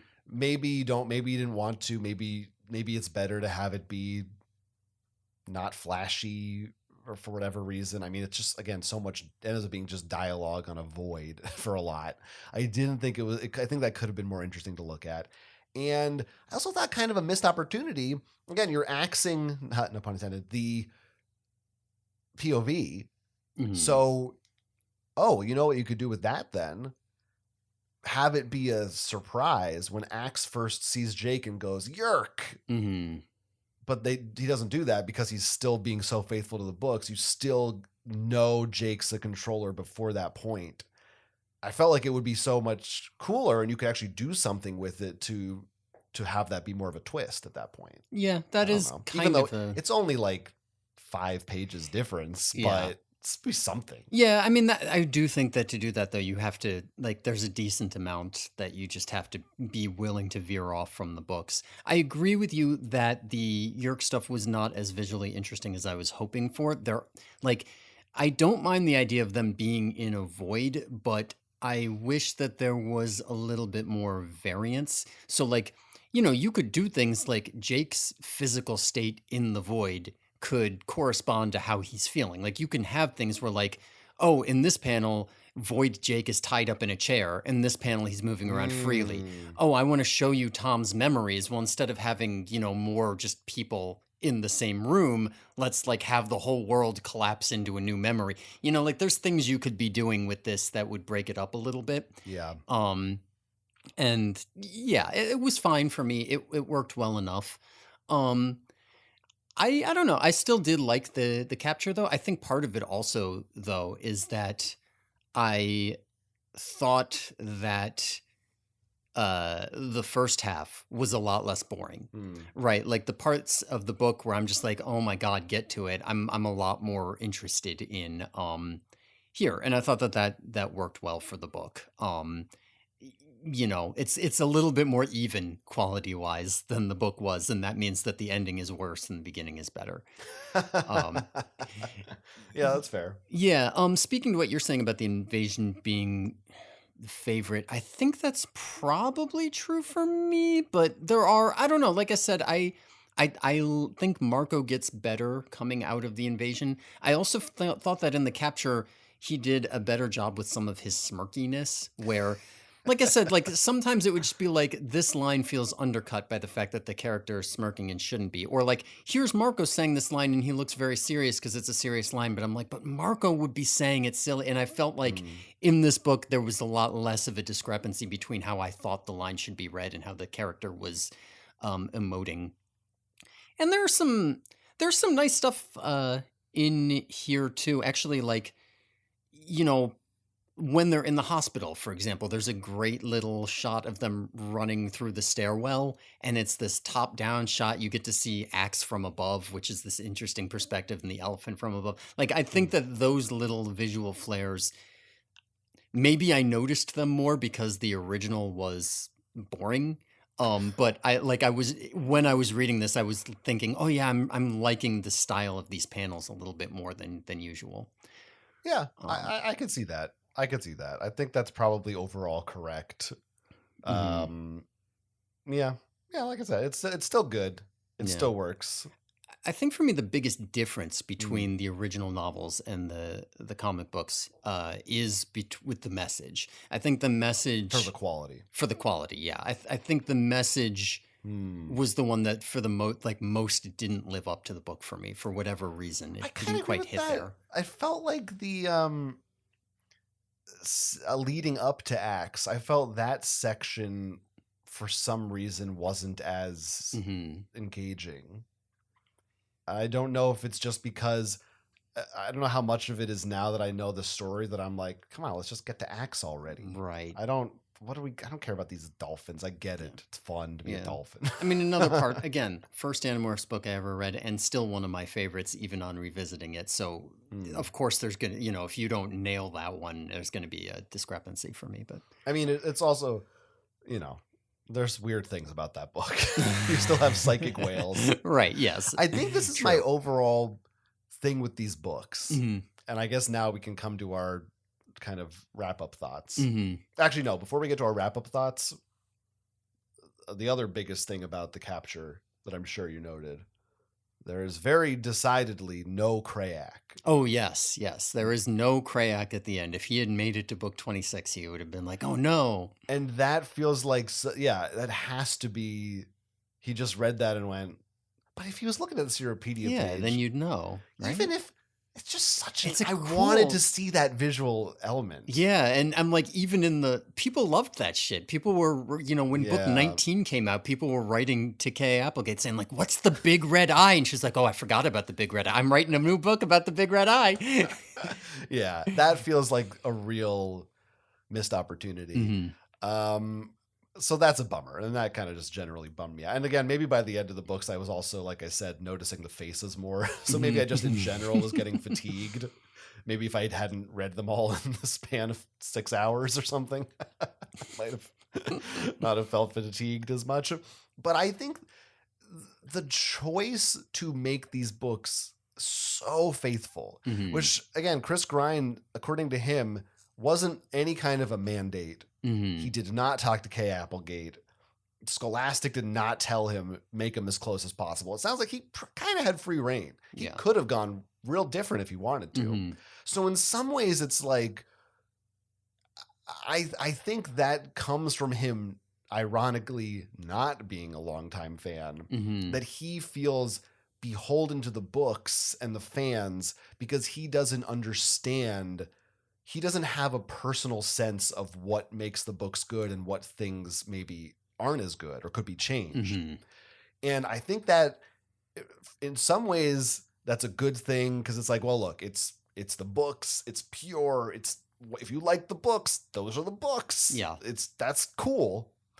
But when you're really looking at it as what's the best graphic novel you can make from this material, I think you're not making that because it's too rigid. Yes. To the originals. I think that this is given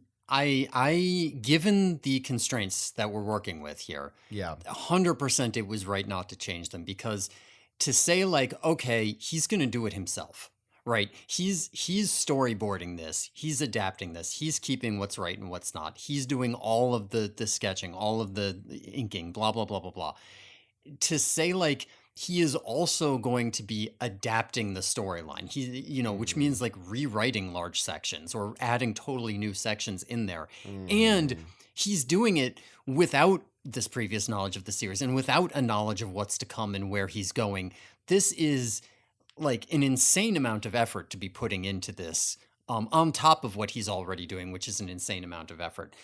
If you were doing... Now, is that the best way to do a graphic novel? Probably not. The best way probably would be to have a team on it, because then you can, as you say, you can have people who are just like, all right, this is my writer, and what my writer is going to do here is going to help me, adapt the book and help flesh out the storyboards and get all of that in order.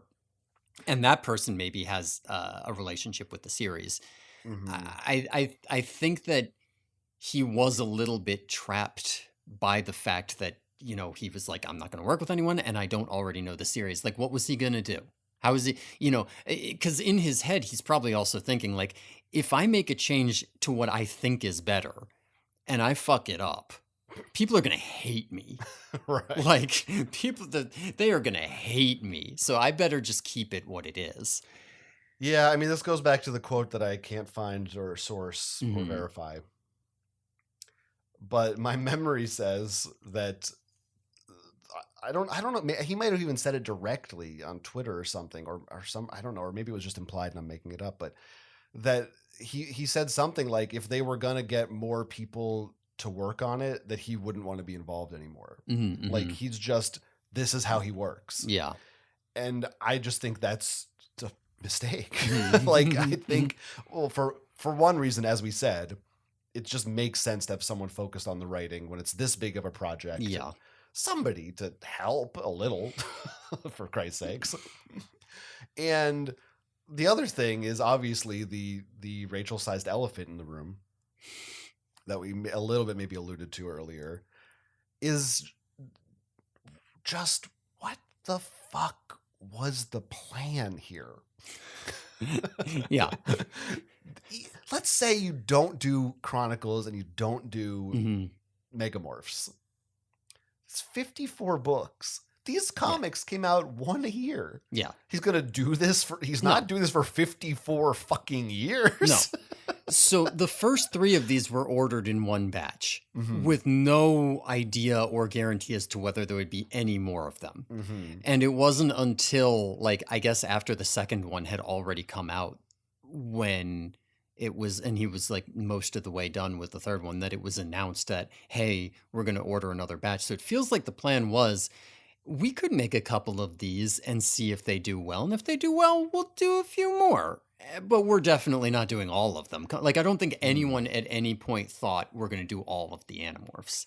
It's just because they're so close to the books. Yeah. There's no, if you're going to do, there's no room to not do all the books. It's weird, yeah. But yeah, like, because the way you would do that is, well, if you had one team working on multiple different teams working on different books at the same time, then you could have like 3 of these a year, 4 of these a year, one every 3 months feels maybe right if you pace it out right. Probably maybe they wouldn't be as fucking dense, and maybe you'd have to make some changes from the way this format, even with multiple teams. But then it's like, okay, even 3 a year, it's like, yeah, that's going to take a long time, but it's like, maybe you cut some books or something, and that's possible. But it's impossible. Yeah. One man can't do that unless he starts when he's 15. Yeah. I mean, I guess the issue, though, is and that... would he even want to do that? That also, I keep saying Scholastic, but I guess it's also graphics.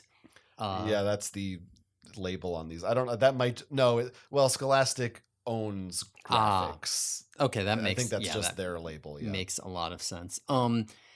Yeah, I could easily see just whoever's in charge of this, coming back at that with, I was not going to make fucking 54 graphic novels. Who's going to, like... They didn't even think that far. Yeah, like, okay, we'll make some graphic novels because there's Animorphs hype right now. But, like, there is no way, like, the amount of money that we have to put into getting these things produced at a certain, like, when there's hype, because it's just started and everybody's into it, we'll get some of them. But, like... That's going to peter out long before we get to 54, right? We're just going to be losing money hand over foot printing these things if we go that long. So we're just doing the first couple. That's all we're doing. And if people like, we'll do a few more. I don't think that anyone in charge ever even considered the possibility of finishing it. Yeah. It's such a weird thing. Because, I like when things are complete. Yeah. And ideally... I was like, I don't even know necessarily. I mean, would I love to have this version of this comic for every Animorphs book? Yeah, that would be awesome. Yeah. The fucking Hork-Bajir Chronicles, that's like 5 of these big. Hell yeah. Sure, that'd be cool. Yeah. Like I said, if they print more of these, I will buy them. So, but if it were me working at Scholastic, I would have said, like we said for our animated show pitch, you got to make changes. Probably, let's say, what if we did 30 books and we just figure out what we need to cut or condense or combine? Or, I don't know, there's some compromise. Like, it's just weird the way they did it with no forethought whatsoever. It's strange how little of Animorphs anywhere, I mean, maybe the TV show, seems to have been like, a large writing team effort, right? Like there was Kay Applegate and Michael Grant as a 2-person team. Then there was them and their ghostwriters. But as far as we can tell, they wrote like 3 paragraphs and their ghostwriters did all the rest of the work. Like it wasn't like there was, and then with this, they're saying like, oh, Chris Grine, you get to go make the novels. Yeah, go ahead. We're whatever you want. Like so much of this series is just people telling other creators, here's the series, do it, whatever you want. I don't care. Approved. Stamp. Yeah, they don't care. Strange. I don't know if they even care about the quality of these Scholastic. They're just like, I don't know, Animorphs will sell to some millennials, I guess. Go for it. I mean, they must have sold well enough. Yeah, since they ordered more. 3 more. Yeah. But now apparently not well enough. I mean, we don't know. Right now, there has been no word. Yeah. But it does. I mean, I can say this. I would doubt it because before book 3 released, Chris Grine was working on book 4 because he Right. had gotten the order. So now Right. book 6 is released. He's not working on anymore. Every book 6 is the only one of these that at the end doesn't say the next one that's coming out. Right. Yes. Which is even, again, like a year or 9 months in advance, they still knew it was coming. Mm-hmm. So yeah, it seems unlikely, which is a shame, but also good for our podcast because it means we have the complete. Right. It is kind of, I mean, we had this schedule planned from the beginning. Yeah. It just happened to line up that the 6th book just came out like a month before. Yeah, as I recall, we put this as late as we could because we wanted to make sure that all of them were out. And we were like, if there's more, then oh well. Well, like if a 7th book were to come out, we would come back and do a bonus episode. Yeah, you'd get a bonus episode. We'd have to. And then it would be 2 hours just on that book. Right. But since that's maybe probably not going to happen, this is it. Petition Scholastic to put out more graphic novels so you can get more of our content. That's right. Another interesting thing I think about these books that we didn't talk about. Mm-hmm. We didn't talk about the covers. We could talk about the covers. We didn't talk about the covers at all. You know what else we didn't talk about? The dedications. The first 3 books have dedications, and the 6th one does, but 4 and 5 have no dedication. Wow. This is what you come to the Yerky Boys for. I know. This is my thing is the dedications. But listeners are nostalgic for the days of the dedication page. But the covers are cool because they do incorporate the original idea of the morphing. They have like a top slice on the top of the book, which shows sort of, the kid morphing into whatever they morphed into on the cover. Different from the David Mattingly. It's not exactly the same, but that kind of idea. So that's a little, that acknowledges that history. And then you have like this big splashy color, big scene from the book showing you what's going to happen. I think they all are pretty good at getting across that concept. I'm a pretty big fan of all of them. Yeah. I mean, what do we got? We got the invasion. They see the ship landing. All the kids. All of the kids all in there. I don't quite know what the visitor is. Oh, it's Rachel in an alleyway looking, and maybe that's supposed to. There's a silhouette of a creepy guy with creepy hands. Maybe it's the creeps in the alley. I guess so. That one I don't quite understand what that one is. Looks like fucking Nosferatu is coming for her. It does, yeah. Is that Chapman in the basement? Yeah, I don't know. I don't know. That one is I it don't Visser get. 3 morphing? Oh, that could be. But then the encounter, there's a hawk's eye, and Tobias the boy is falling into it. Can I tell you something? Until right now, I thought that was Rachel. Literally, I went, that's weird. Rachel's on 2 covers in a row. I saw long blonde hair and that face, and I legit thought it was Rachel. That is funny. Makes more sense now. Yeah. And then the message, we have the blade ship above. The Animorphs are all in the ocean. There's a beam coming down. Cool. I kind of would like if they were dolphins, but you get the dolphin on the top. Yeah, it feels like they're not doing as many of the animals in the picture. Because you get the animals up top. Right. We want to show the kids. That's kind of a waste. Yeah. Now, the Predator I love.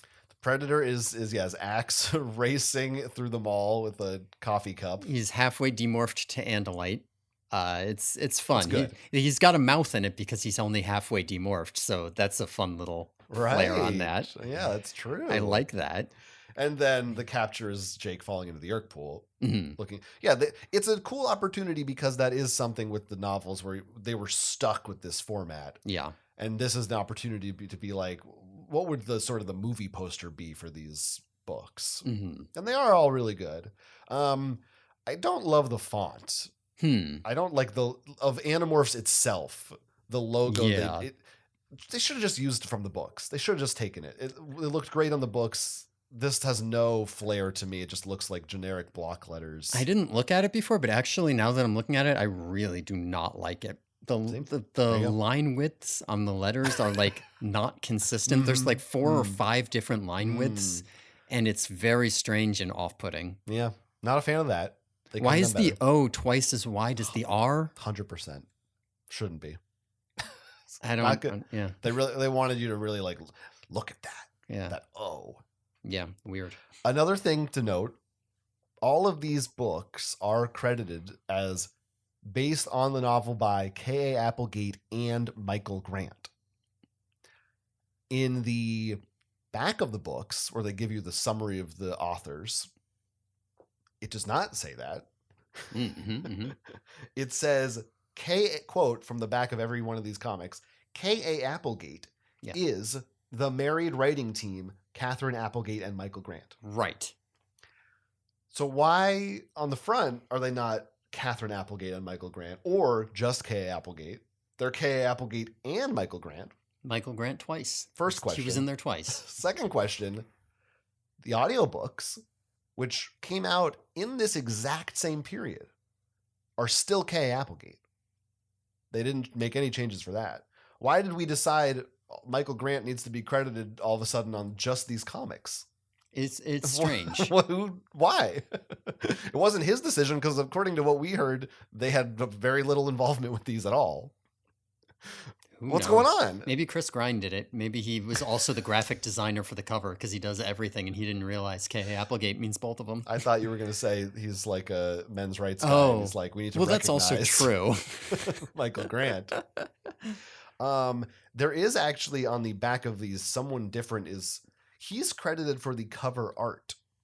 There are other names credited for the cover design. I don't know if that just means the layout and the font. Presumably something like that, yeah. So that's the only aspect of these books he didn't do. Yeah, the binding. Right. So I do find that very strange. I don't, because unless you are an Animorphs head and you're on the Reddit and you're listening to our podcast, this is the first and only time I believe in print Michael Grant has been publicly acknowledged as being involved in this series. Yeah. Outside of interviews. Yeah. Not that I can think of. Everybody knows it, but it's just because I talk about it. I don't understand. I don't know. I have questions. Who knows? Listeners? Can I tell you something? If we were recording this normally, I'd be in front of my computer. Yeah. And I'd have some sense of how long we'd been talking. And I have absolutely no idea. I've got it over in the corner. You can't see the time? No, I can't. We just about hit the 2-hour mark. So we're doing good. Okay. And we're pretty much wrapping up. I was going to say, I can't tell if we're way too short or way too long. I should have lied and see if you would believe me. It's been 25 minutes. We got a long way to go. Hope we got more to say. What do we have more to say? I mean, here's what I'll say in summary. You brought these books over for me to read so that I did not have to purchase them myself. Yes. Because unlike the ebooks and audiobooks and the TV show, there's not really a way, there's not a digital version of these. There's not really a way to procure legally, them. Yeah. Even illegally. Not that I would look. Because I would not do that to our friend Chris Grine and the good folks at Scholastic. You needed to bring these to me in person. That's why we're here. Otherwise, we would never see each other. Right. Yeah. Fuck you. That said, if for whatever reason you couldn't have come, and if I had been forced to purchase these by myself, I wouldn't have been mad. Okay. I wouldn't. Well, I mean, I would have been mad at you. Yeah. I would have yelled at you. But I wouldn't have felt like, fuck, I have to have these fucking books. They are of a high enough quality that I would feel like, oh yeah, I could have these on my shelf. I like Animorphs now, as you know. Yeah, of course. As the listeners know, I like it now. Yeah. I like graphic novels. These are good. I would look at these now and again and maybe reread them every once in a while, and I would enjoy it. So I think that's a good indicator that I do think overall these are strong graphic novels. And I don't know, maybe if more were to come out, at this point, I guess I'd just read yours. I was going to say, this is the $1 million question. Would you buy these now that you've read them? If more were to come out, I wouldn't buy them right now. But or either A, more were to come out, and or B, if there were some kind of attractive box set. I was going to say, I think they need to get the box for you. Yeah. Yeah. If there was a nice slip case or even, I don't know about hardcover, maybe you don't really need, but maybe a bigger size, a slightly different edition, or maybe they packaged two together or something, some different format or something. And it was a good sale on Amazon. Sucker for marketing. Yes. I might go, oh, that's a little newer. That's different from what I read. Maybe I would buy that. And I think as also just as a package, they're a good size, not just in terms of page length, but like literally physically in your hand. Mm-hmm. They're not like huge, but they're big enough that the panels and colors and everything pop on the page. They're not like super heavy, even though they have a lot of pages. It's easy to flip through. They feel fun and good to read. It's a nice product overall. And you said this wouldn't be a review. 6 out of 6 Andalites. Your highest recommendation. That's right. Yeah. So, and I guess that you like them too. Yeah, I like them. As I said, I will buy more of these. If they make more of these, I will buy more of these. I liked them. I think that they are good. I am a fan. I endorse them. Yeah. Yeah. And also it's just like, this is all we got. We can't. Animorphs fans cannot afford to be picky. You can't be like, don't make any more. You're ruining the comics. No, please just give us something.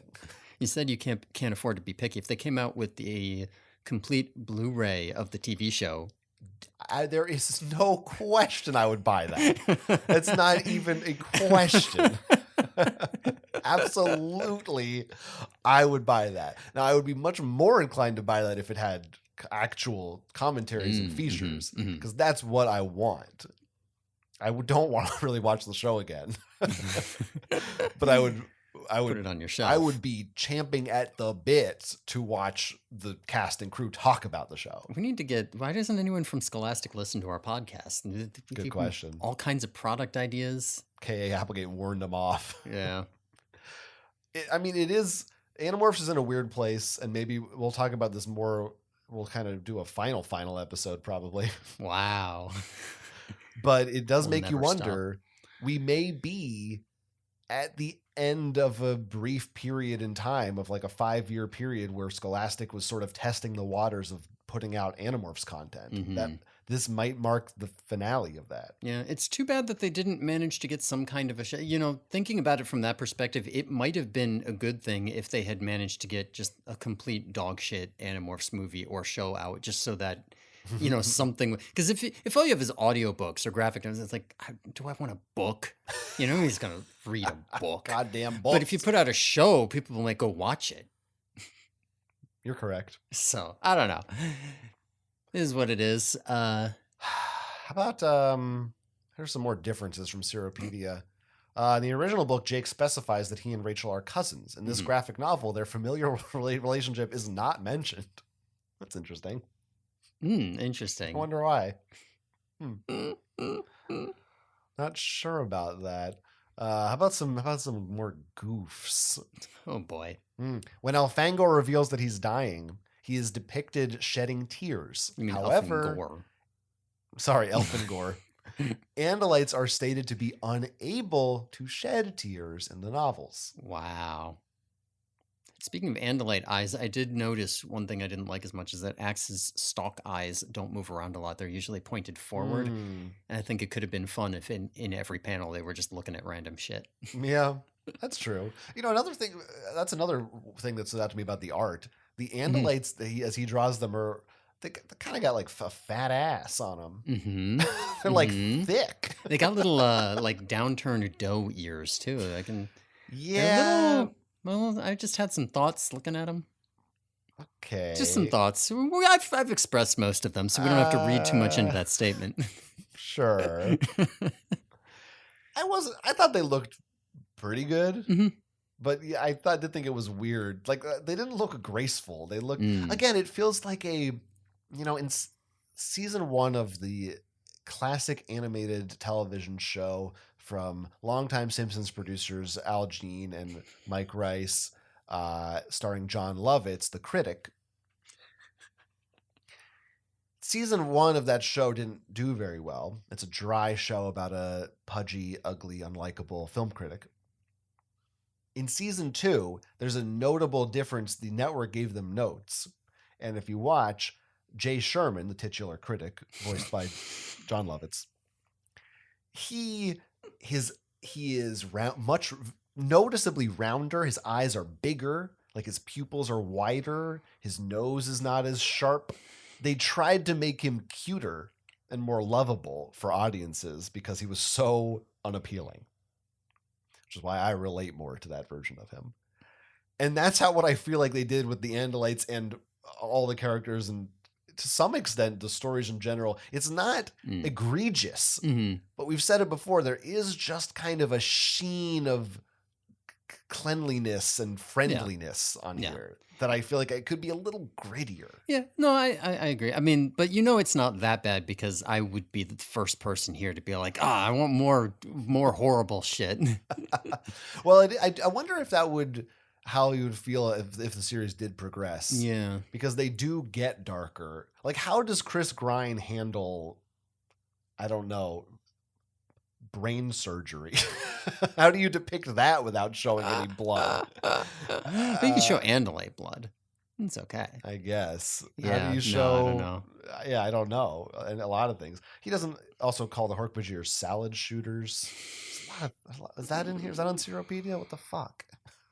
Get on it, Seropedia. Anyway. Are you done with your goofs? Or I don't. We don't need. You can go on Seropedia and read the goofs if you want. I think they're all stupid.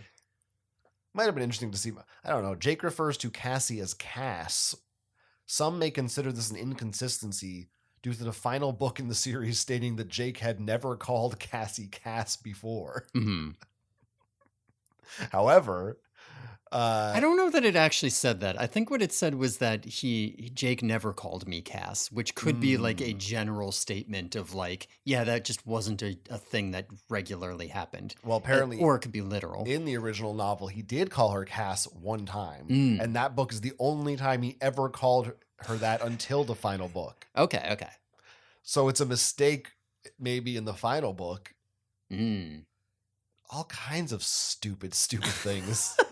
You could read into and discuss. We're back on our Seropedia beef, I guess. Yeah. Fuck off, Seropedia. Idiots. Anyway. I mean, this is our last... Oh, you know what? I shouldn't say it's our last, because we have the video games coming up, and I couldn't tell you for a fact how many of them, if any, are direct adaptations of stories from the books versus just nonsense. That's true. I have no idea. I don't know anything about the video games. So this could be our last actual discussion of a version of those stories. Explicitly.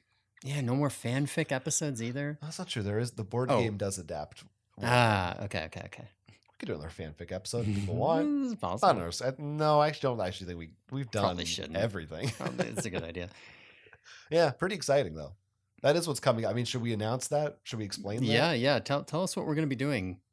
Look forward to it, folks. The next 4 weeks, so the next month of content from us, will be all video games. I think we're going to go roughly in order of release, but there's 3 of the video games, I think, all came out, if I recall from when I looked this up originally, they all came out like in the same year or within a year of each other. So it's almost like doesn't really matter that much. If one of them we might do slightly out of order. I arranged it a certain way for some reason. But the first ones we're going to do are the least interesting. So you skip next week. And those are basically Animorphs web games, like Flash Shockwave games. See, that does interest me more in some ways. Yeah, maybe they're interesting. It's the only games I ever play. They're certainly, well, I don't know. We're going to find out. We can look forward to that. If you have want to boil up some of those thoughts for an email, or if you have opinions about these graphic novels, I would be actually very curious. I assume listeners have read these. What do you think about these? How do you feel about them? Do you like them? I haven't done too much perusing on the Reddit. I think people generally like them, but I think there's some haters out there too. I can imagine both, yeah. So let us know if you're a hater or a lover. TheYerkyBoys@gmail.com is where you go for that. And you're going to want to tune into this week's Patreon episode at patreon.com/TheYerkyBoys, because we are going to be diving deep into one of Marco's favorite shows, Baywatch. I almost thought we were going to say it in unison, but you stopped. I was almost going to say it, but then I saw you were. I should have just gone with it. Yeah, I thought. We could try it again if you want. I thought the benefit of being in person was we could have fun like that. Yeah. Do you want to try it again? No. Okay. Baywatch. What else do I need to say? Well, probably like at least an hour and a half worth of shit. Right. We're building to that. Anyway, we're gonna get some dinner, I guess. And folks, we love y'all. You especially. And thanks to our patrons and our listeners and everybody. And if you want, you can follow me online at jonathanss.com. I also write articles about video games at gonintendo.com. Yeah, you can follow me online too at places that are presumably in the description or something like that. Presumably they are. I think you are, by the way, just Dog Times on Blue Sky. That's what I thought. Yeah, I did. Thank you for letting me know. You're welcome. Man, I almost feel like it's a shame to end it because it's just fun to be in the same room. We should give them something special. I'm gonna kiss? well, a little bit. Mwah. All right, that's enough of that. That sucked. Thanks everyone for listening. Tune in next week when we will begin talking about the video games on the Yerky Boys.